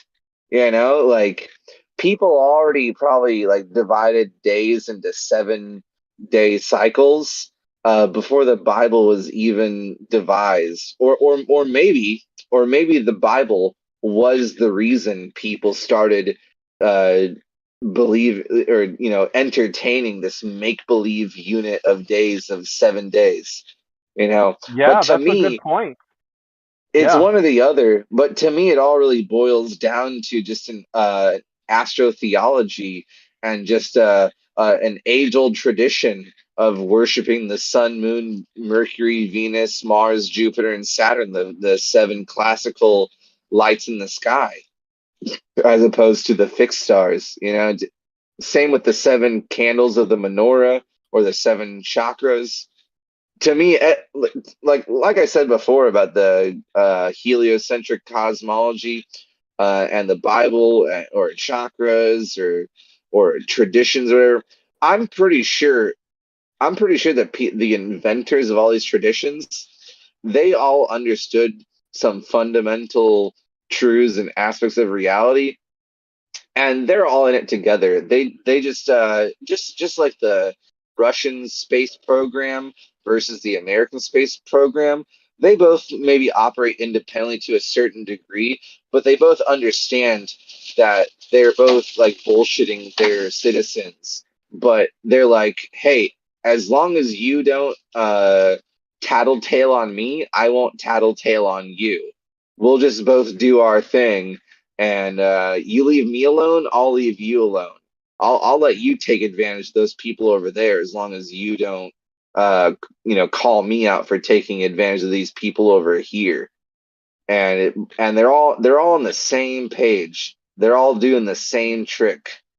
And I mean, that's how I see it. All these different religions and traditions, Yeah. there is a certain degree of all being in on it together. They say, hey, these people, they're asking some questions, all these governments, all these empires, all these emperors, dictators, whatever. They say, hey, I notice all of my citizens get kind of restless if they don't have prescribed, dictated answers to natural human curiosities and the questions that we're all, eventually going to ask when we have some free time to ponder our existence. So I'm going to give them my bullshit tale over here.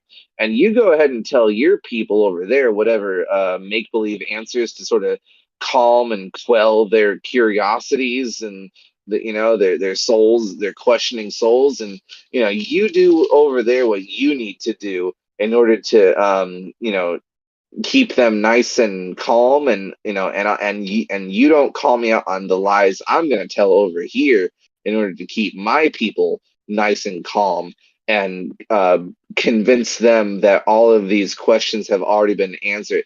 It's the exact same thing scientism does. Oh no! The universe. Oh no, the universe isn't a mystery. We got to figure it out. There's a few small details we need to work out, but for the most part, oh, we've already kind of settled this. It's settled science. We got this, bro. Don't worry about it. You don't need to concern your pretty little head over these deep questions. There's a Big Bang. There was an energy soup. It calmed down and started materializing into atoms. Those atoms coalesced into larger bodies of matter.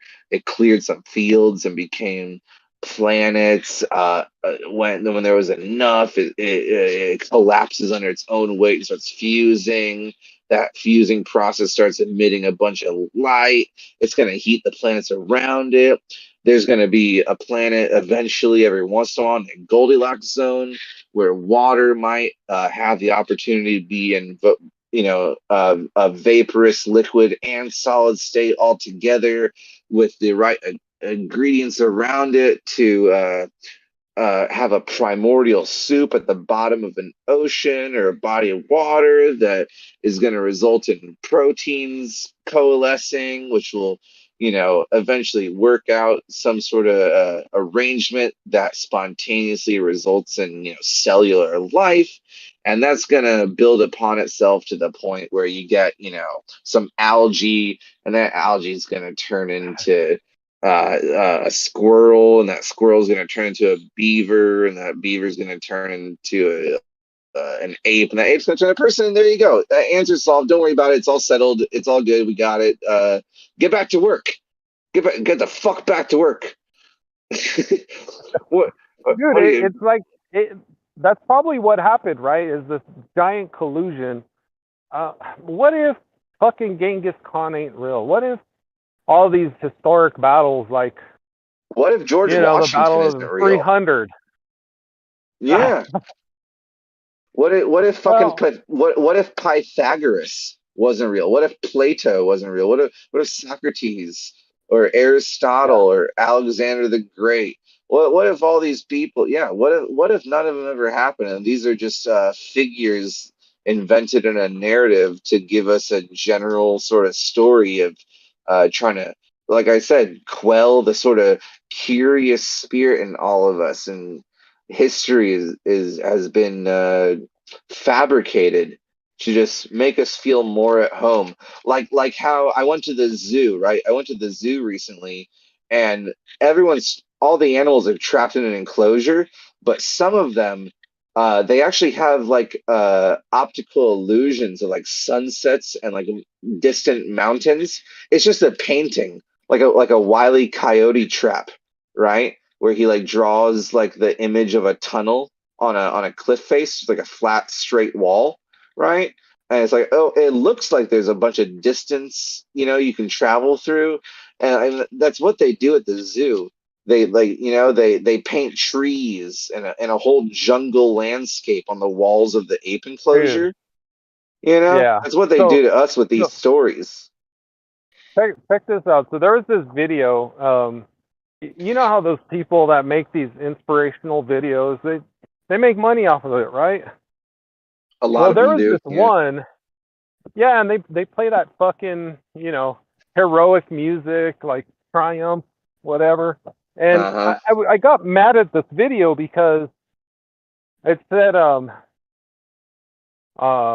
ape they had these chimpanzees that have been locked up for more than 30 years, and now they got to see the light of day.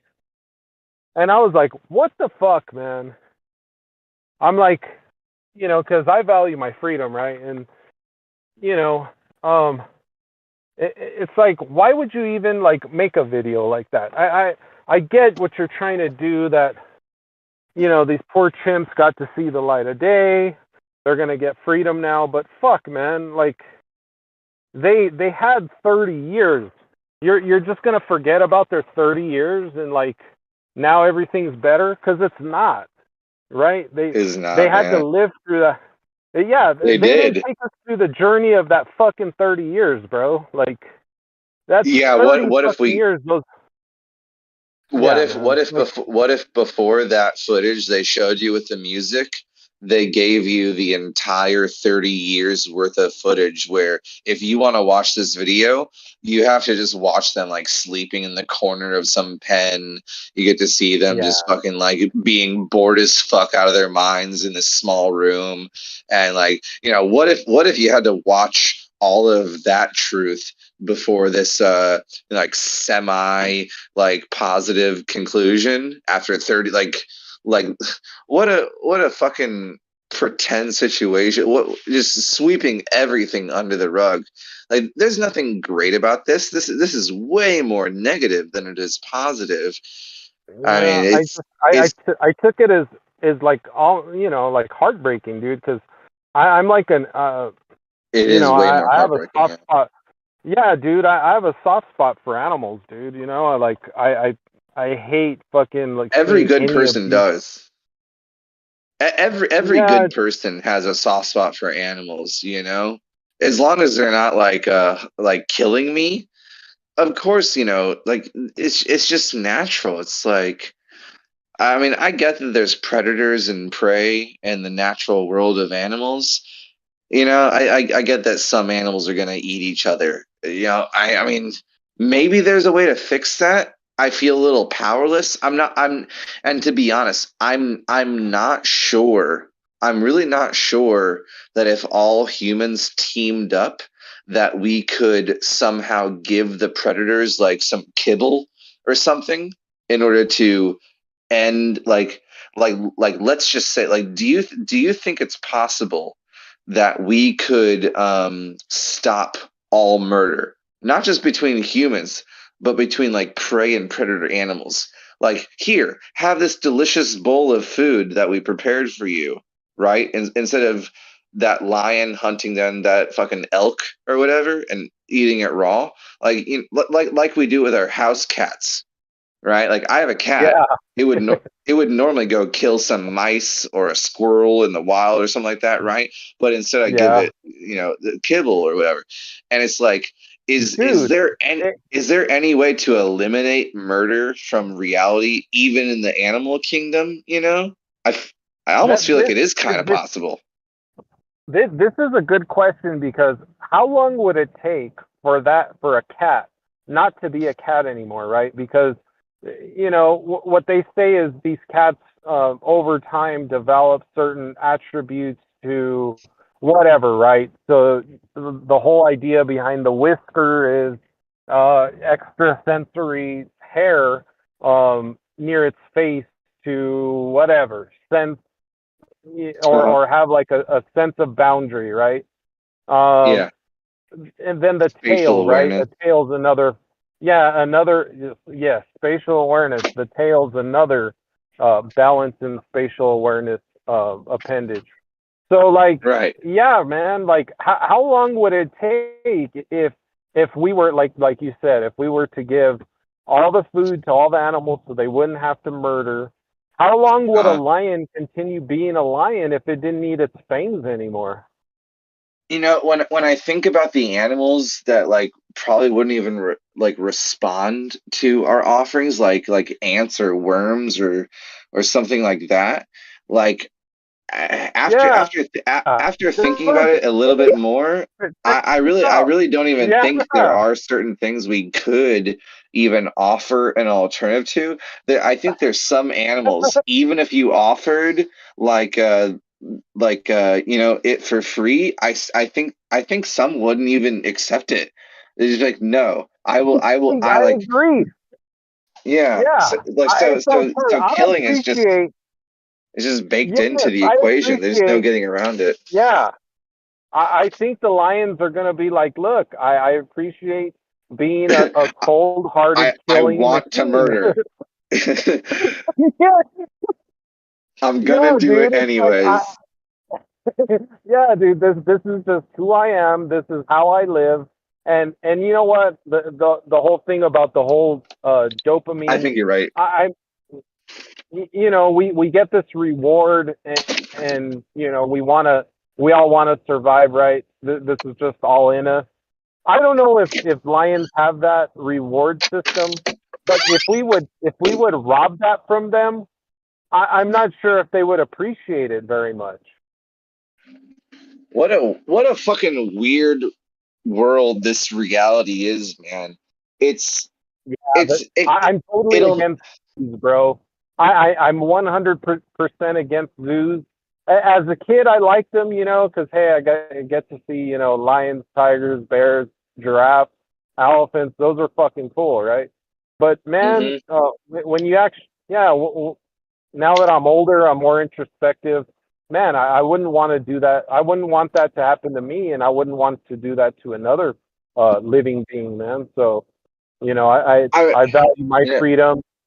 Yeah, man, and I wouldn't want to I saw take a anybody. dolphin. I saw a dolphin for the very first time in my life last weekend, and they live in this pool, right? They literally live in it is very large. I mean, it is humongous, right? Don't get me wrong. It's a humongous pool, the biggest pool I've ever seen, and these six dolphins live inside of it. But I say, what is a pool compared to the fucking ocean? You know what I mean? Bam, Like, boom, boom, boom, like damn, what? dude. That's yeah. I mean, just Go ahead, I mean, sorry. just the fact that like, I mean, like like there's orcas, right? Shamu or whatever the fuck, right? SeaWorld, right? But the thing is, an orca in the wild travels like 50 miles in a straight line per day. Right, like it fucking like 50 goddamn miles in a straight line. That is the natural behavior of an orca. Now, an orca is free to do like circles within its little enclosure pool, at SeaWorld or whatever. But but you know, doing 50 miles worth of circles around like a 50-foot diameter tank, it's just not the same thing as traveling No, straight for 50 miles a day. yeah. You It, know? it's totally. I think it's animal abuse. I think it's uh, sup- not suppression, but it's animal abuse. It's taking away an animal from their rightful environment and just putting them in an artificial one. Um, and We're gonna here's look another back on thing. it. They don't. Oh yeah, man. They don't even have the right to choose. The whole zoology thing, the study of animals, right? We do this in the Hmm. name of science Yeah, the studies. cruelest religion ever, all in the name of Right, science. right. The cruelest religion that's ever existed on the face of the earth. hmm Yeah. Well, Yeah, we can we're gonna attribute. fucking torture rats. We're gonna send monkeys up into fucking high altitudes where they may or may not. I mean, we like Science is, Yeah. oh my God, it's crazy the Uh, horrors that we've not achieved, but whatever we've brought into fruition. It's and I'm not saying that there's no benefit to it, and I'm also not saying that it's doing some sort of role in the survival of endangered species. It's for their own protection. But I mean, that's on a collective level, and you got to imagine like the individual level at the same time. I just like the I think there is a right way to do a zoo, but like it's the idea that like something like a Yellowstone National Park where you don't actually put any walls up. You just say, "Hey, everybody, stay the fuck out of this area." That's all, that's no the way to walls, do it. no Yeah. cages. Just everybody, No. just stay the fuck out of here, okay? Just give them their goddamn space. And that's probably the only right way to do it. It is. I mean, so yeah, like the whole conservation management thing. Um, that I mean, I don't really want to dox myself or nothing, but Well, don't. yeah. Well, so okay, You'll so yeah, regret it, man. that's the no, that's the right way you do it, right? But um, fuck, I lost my train of thought. What you were talking about, It's not enough, though. It really isn't. It's not enough. yeah, yeah. Well, I was gonna, yeah, I was thinking about space monkey, right? The whole space monkey religion. But when was the last time anybody's ever petitioned against the poor space monkey that, in the name of science, went to space, and I don't think he even survived, right? I mean, but imagine the poor trauma that that little animal was facing if they really did shoot him, you know, even in a They know what's rocket, going dude, on. just to put him in, They, just to put him in the rocket, dude, with all that uh, turbulence and vibration, and he hmm doesn't know what the fuck a rocket is. When was the Yeah, I last mean, time anybody said, "Hey, what the fuck are you doing, man?" Like, and then right. I hate to talk about the V word, but in the name of science, we test these things on, dude. I've been to a place uh, on a base, Air Force base, where they use live monkeys, dude, and do these tests. So like I don't see, it's kind of heartbreaking. And I don't see like the whole general public standing up and saying, hey, maybe we shouldn't be doing this shit, right? But in the name of science, justifying these cruel fucking things we're doing to these animals, man. It's fucked up. Yeah, man. To be honest, man, you and I don't really know the extent of what happens in the world, and there are things going on that are far worse than either of us imagine. And just for one example, um, I think you've probably heard the story of like Edison and Tesla, that made up story about their like fight over like the World Fair and the AC and the DC electricity current shit going on, and how Edison fucking like exploded an elephant with electricity, some shit like that, in front of a crowd of like What, 500 people. dude? I never heard that. That's fucked up, Oh yeah, dude. Why Edison. why'd you tell me that, dude? That just, God. Yeah, I mean, Yeah, it just hearing yeah, that just breaks my heart, brace bro. yourself, man. Yeah, brace yourself, man, because I'm gonna say a little bit more about it. Edison, the story, this, and let's just pretend it is a story, but there's this, historical figure, Edison, and there's this historical figure, maybe make believe or not, Tesla, and they're competing. Tesla's like, hey, AC is great, and Edison wants to like provide examples of how dangerous Tesla's AC current is. So he sells tickets to this event where he says, you should, my way is better. Tesla is evil. AC current is dangerous. And to demonstrate how dangerous this AC current is, I'm going to show you the effects of AC current on a living being. And he fucking like melted a fucking elephant in front of a giant crowd, just literally just electrocuted it to the point where it just like fucking dissolves and it pops and pulses like just like the most torturous thing ever, right? Like people back in the day, Yeah. they used to buy tickets to see organized train crashes. Like back in the day, they used to just like crash trains into each other for fun and sell tickets to it, right? I mean, there weren't people on board, but basically doing what they did to this elephant in this situation is basically the same. It's like, hey, we're gonna sell tickets to, you know, to watch this plane crash with a 50 people on board. That's basically the same thing they were doing, just a complete disregard for the dignity of life, and Yeah. and Yeah, man. we'd like to pretend that things have improved since then, but really it's just kind of moved into the shadows. That sort of thing hasn't Oh, stopped. It's just kind of, you know, well, just moved away yeah, from certain areas of attention. it's probably like why we're so like like our programming on TV and stuff. We just love to watch. Well, not love, but like I don't even Disasters, watch TV. murder. Yeah, yeah, exactly, bro. Like just drama, right? We love to see that. I don't. I You don't. have you heard of I the show called just You? go ahead. Sorry, you're roboting. I thought you were done. My coworker came up to me and he said, "You got to watch this show called You."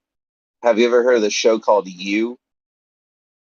No, I Well, really my don't watch coworker, TV. oh, me either, man. But my coworker came up to me. He's like, "You got to watch this show called You." And I was like, "Okay, that's cool. What's it about?"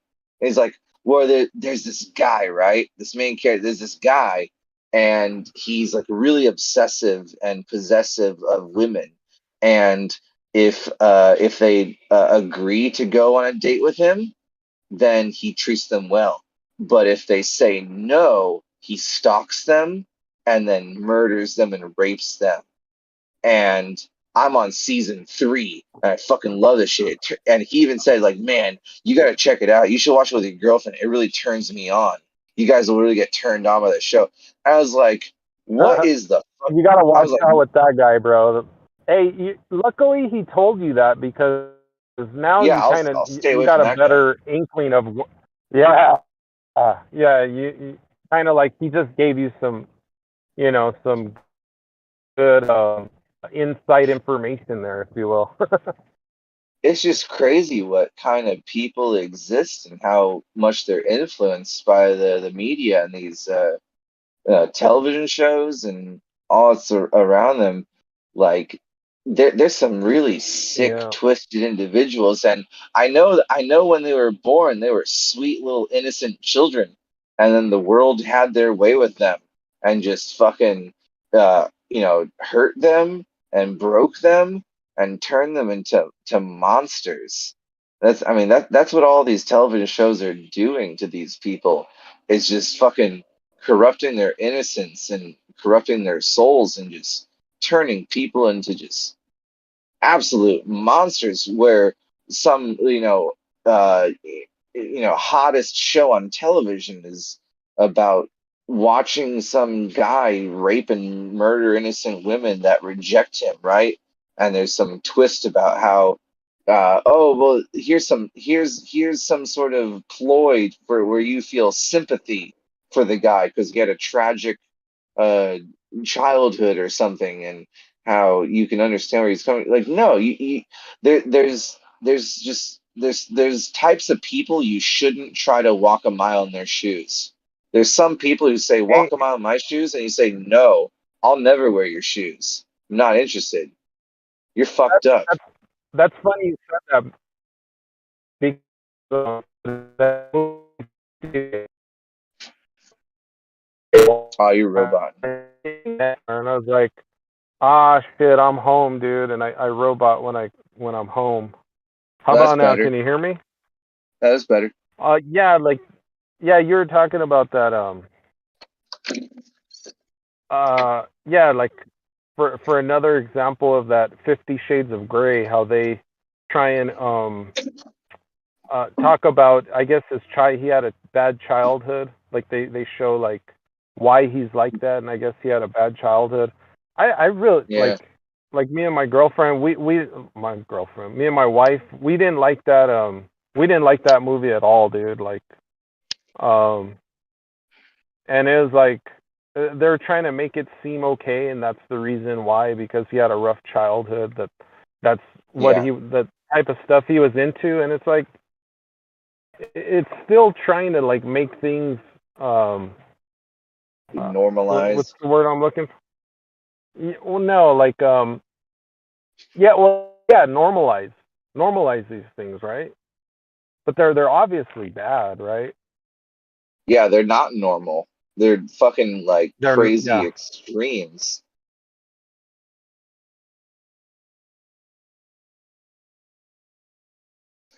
I don't know, man. Like, I've like, I only have my limited scope of perception of the world around me, and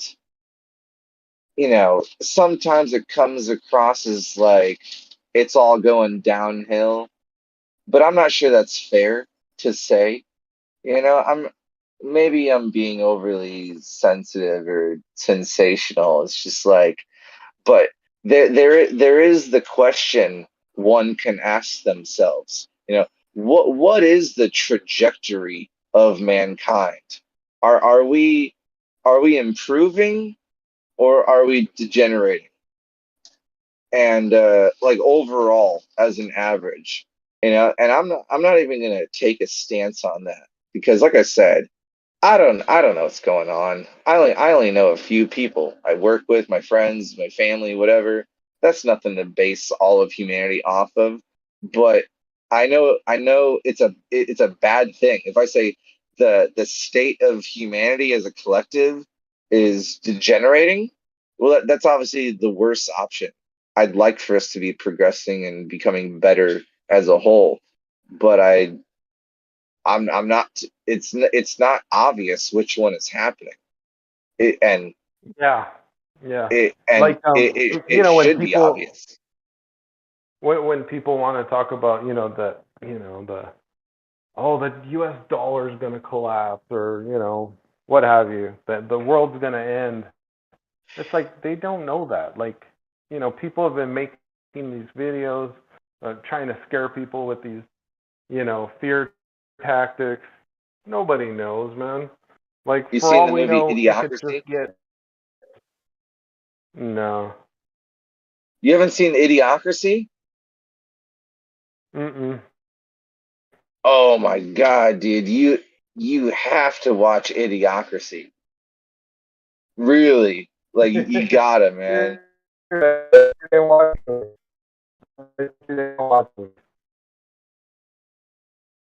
That was a little bit robot, but if you said you're gonna watch it, totally. Yeah, dude, I'm home.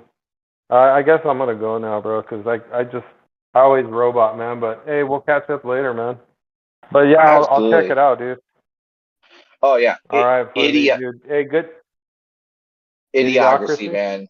Yeah, Idiocracy, I'll man. check You'll it out, fucking bro. love it. All right, man. Hey, Cool, man. it Hey, was good really nice talking with you, talking. man. Absolutely, man. Hey, we'll pick this up again, man. We were on a good train of thought there for a while, man. We had a good run, dude. Hey, and I just want to remind you of one of the bolder claims made tonight from you. You think you and I could write the next bigger and better Bible, and I'm not even saying that's a bad idea. Maybe it's about time someone comes along with the new, that new fresh shit. Maybe it's about time something like that happens. So it sounds like a fun project we could work on. But yeah, man, I'll talk to you soon. Have a good night, Fundy. Hey, you too, man. Appreciate it. Thanks.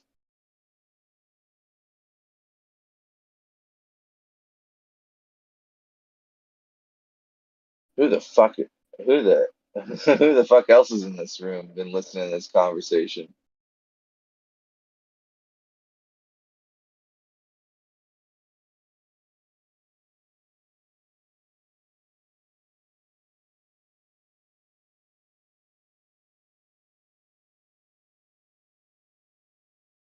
I hope nobody. Oh, thank goodness.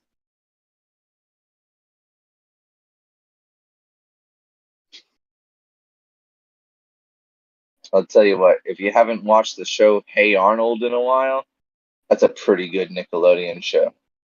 You should totally watch some compilation of the best Hey Arnold episodes. That show is deep, yo.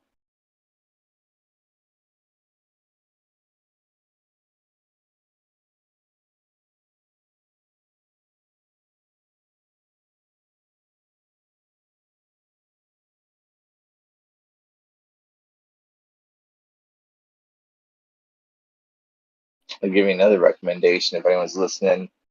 Watch the show Avatar: The Last Airbender. That's another good one. That show is fucking badass. I think Zuko probably one of the most amazing character arcs ever written in a story. His transformation, oh my god! Now that's how you write an anti-hero right there. I mean that's the way. Take some lessons from that character arc.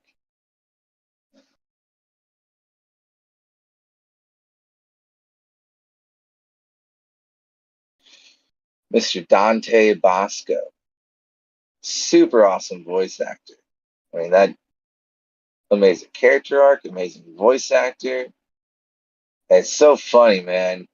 You listen to his fictional character he voice acts for, Zuko, and you listen and you're like, oh man, that's someone putting on a voice. That's someone like stressing their throat, squeezing their windpipes in order to speak that way. They're kind of like putting on an act with their voice. And then you listen to the guy in real life. He sounds that's his normal speaking voice. And you're like, holy shit. There's a dude who like his normal speaking voice literally is the same as that character in the show. I feel the same way about fucking Duncan Trussell. If you've ever seen the Netflix show, what is it? Midnight Gospel. Yeah, have you ever seen Midnight Gospel? That's pretty deep too. It's fucking psychedelic as hell. It's like that dude literally sounds like that. There's just some people in this world with the most peculiar voices, like grown adult men who just they sound like cartoon characters. It's just their natural voice. You wouldn't believe it. Maybe some of you feel like I sound that way. I don't know. Probably, hopefully not, or something like that. There's some people, man. People come in all sorts of different shapes and sizes. It's crazy, man.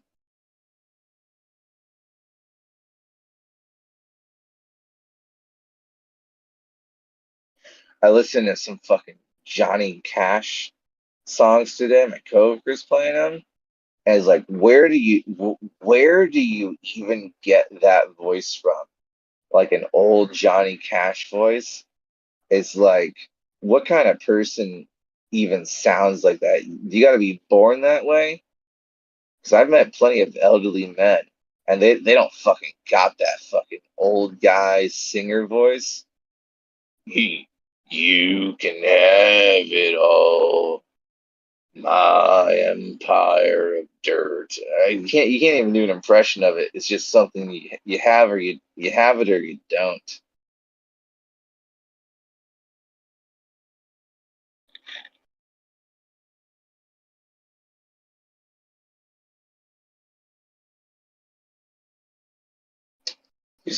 there's some sort of weird comfortability I have talking to myself for some reason. I think it's pretty fucking hilarious. But I honestly could keep going on. I guess some people write in a diary, and some people speak to themselves online on a Discord server being live streamed to YouTube. What's up, YouTube audience? Fucking hilarious. Dante Bosco, though, I'll tell you, man, he was the punk rock leader of the Lost Boys in the movie Hook, which is all about Peter Pan. He was their leader before fucking what's his face, the genie from Aladdin. What the goddamn name is that guy? Rob, Robin Williams, man, Robin Williams, one of the best voice actors of all time, one of the best actors of all time, man. That guy's a gem. That guy's a fucking blessing to this earth. But he comes and dethrones. You know, he is Peter Pan in that movie. He fucking comes, dethrones Dante Bosco as leader of the Lost Boys.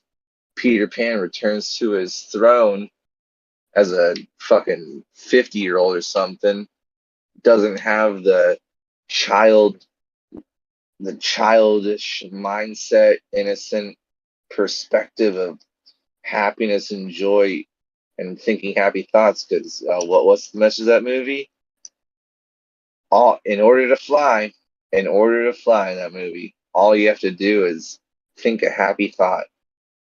And the adult in that movie, Robin Williams, man, living normal life, coming to Wonderland, he finds it so hard. He has to overcome it in order to think of one single happy thought and hold it firm in his mind. But eventually he gets there. We all know how it goes. He finds that happy thought in his head, and it lets him fly. Fly in the night sky. Second star to the right, carry on all the way till morning. That's how you get to Neverland, boys and girls.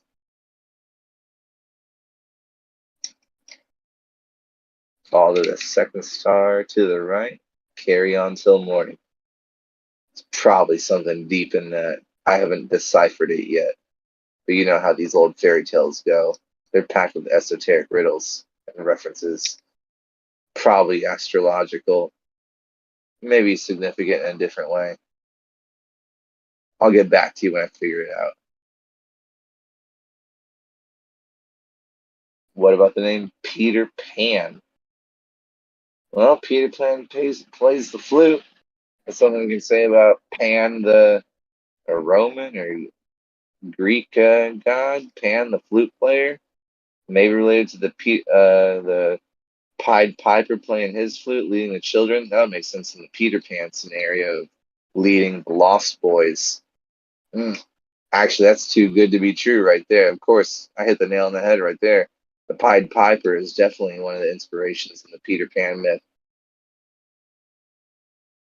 Somehow relating back to some sort of combination of the Pied Piper myth combined with the Pied Piper Pan, I suppose. Who knows what comes first? Probably the Greek myth. That's pretty ancient shit as far as the official narrative goes. But Peter. Well, I guess Peter is pater. Pater is father.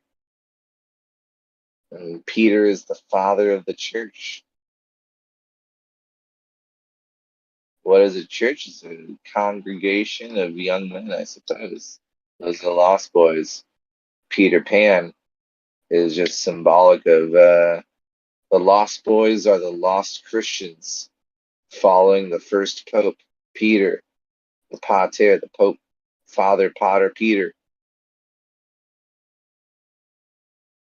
He is the Pope.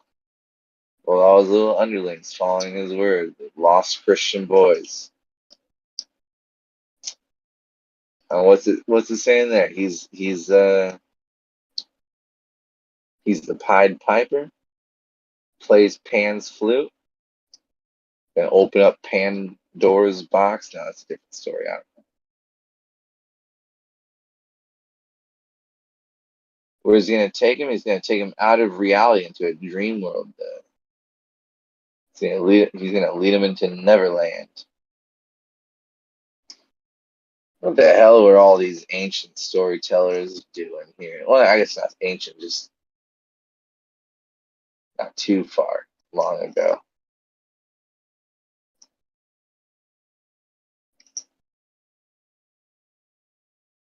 Gonna lead Pinocchio to Pleasure Island, where you enter a boy and leave a man, if you ever do leave,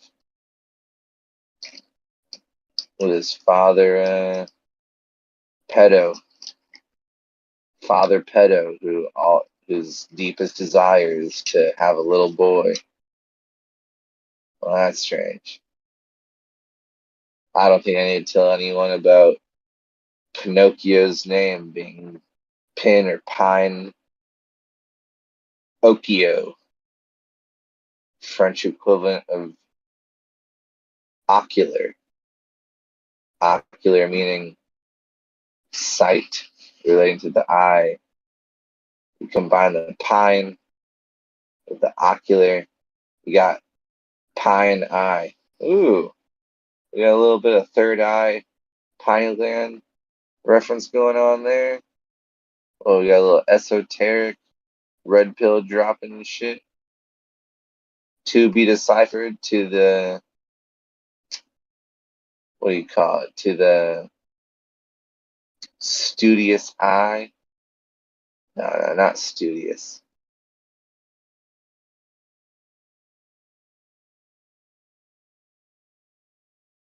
To the attentive eye. No, that's not it either.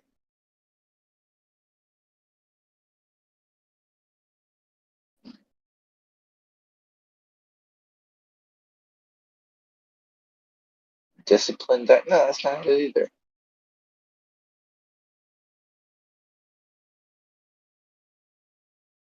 Steadfast. No, that's not it either.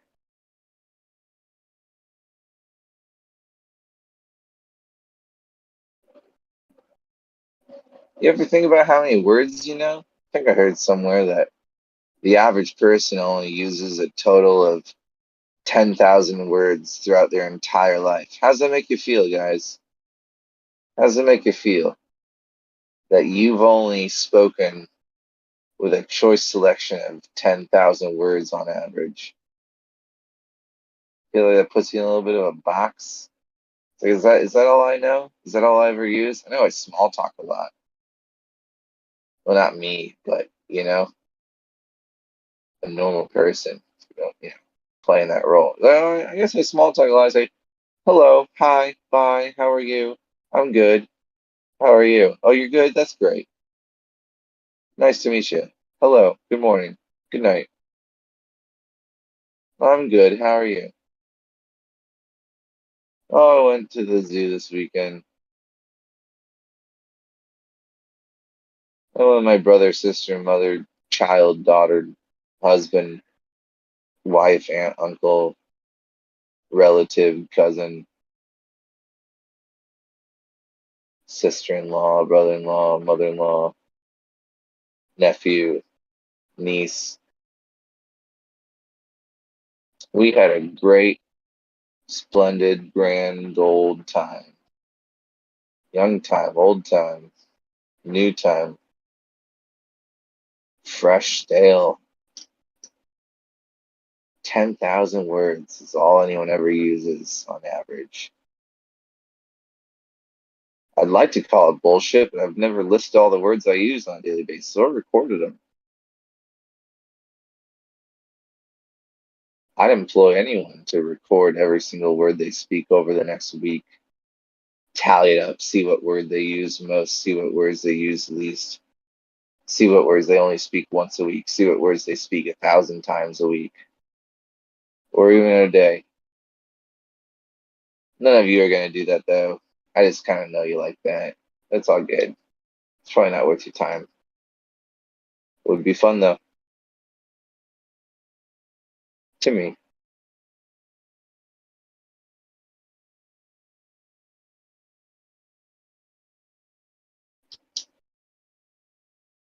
Here's another thought as I speak to myself for fun.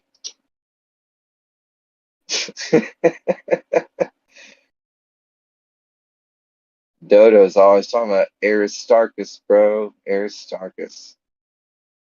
First person to suggest a heliocentric cosmology.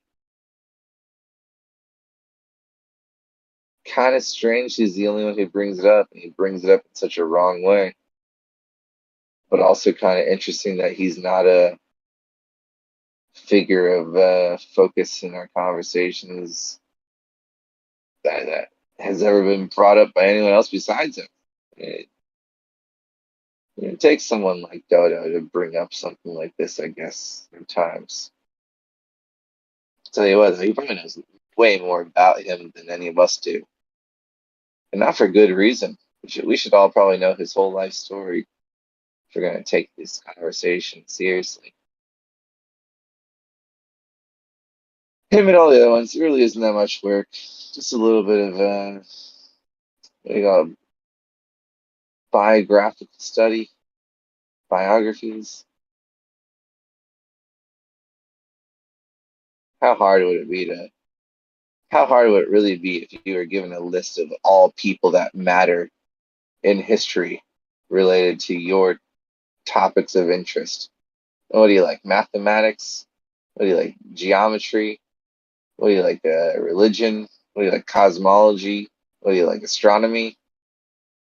A lot of these guys overlap in their specialties on all of those. Language, philosophy. Most of these mathematicians in history that are famous were also devout religious fanatics and also mathematicians and inventors and philosophers. Killing several birds with one stone right there, looking at them as far as cohesive understanding into these different timelines of impactful figures.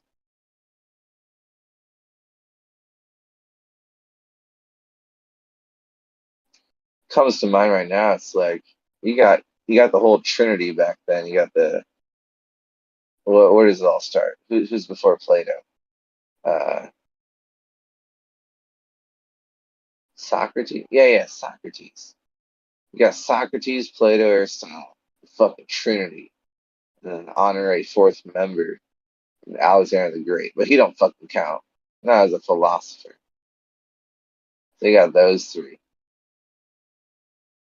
Were any of them mathematicians? Ooh, I want to know that. Gonna have to ask the Chat GPT, which I honestly have been enjoying to a very large degree. The Chat GPT thing, man, like, I know it's heading towards transhumanism, but I can't deny the fact that I utilize the heck out of Chat GPT. It has served me well. You just gotta know how to use it, man, and it'll work miracles for you. Yeah, I pretty much have a better conversation with it than I am right now with you guys. You know, sleep. Chat GPT, it never sleeps. It's always down to have a conversation.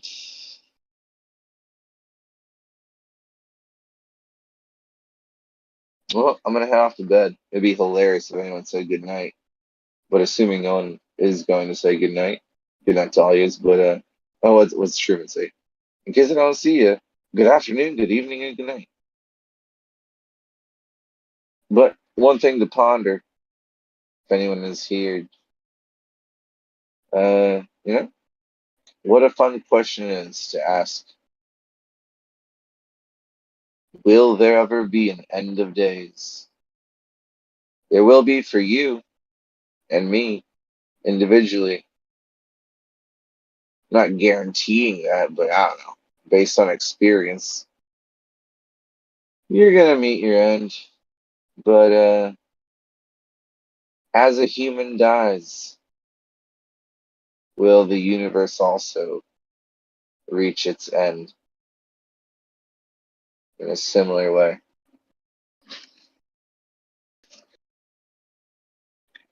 We shall see. Well, not us. Oh, God. Someone will find out maybe someday. Won't they feel special? There to witness the end of life on Earth. Maybe the end of the life in the universe, who knows?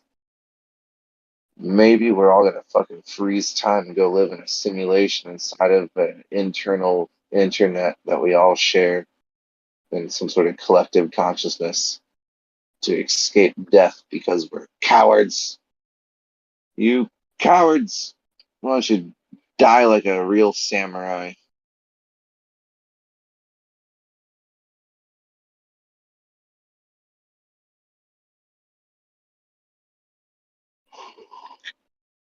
Yeah, it is hilarious that no one's here. No one's responding.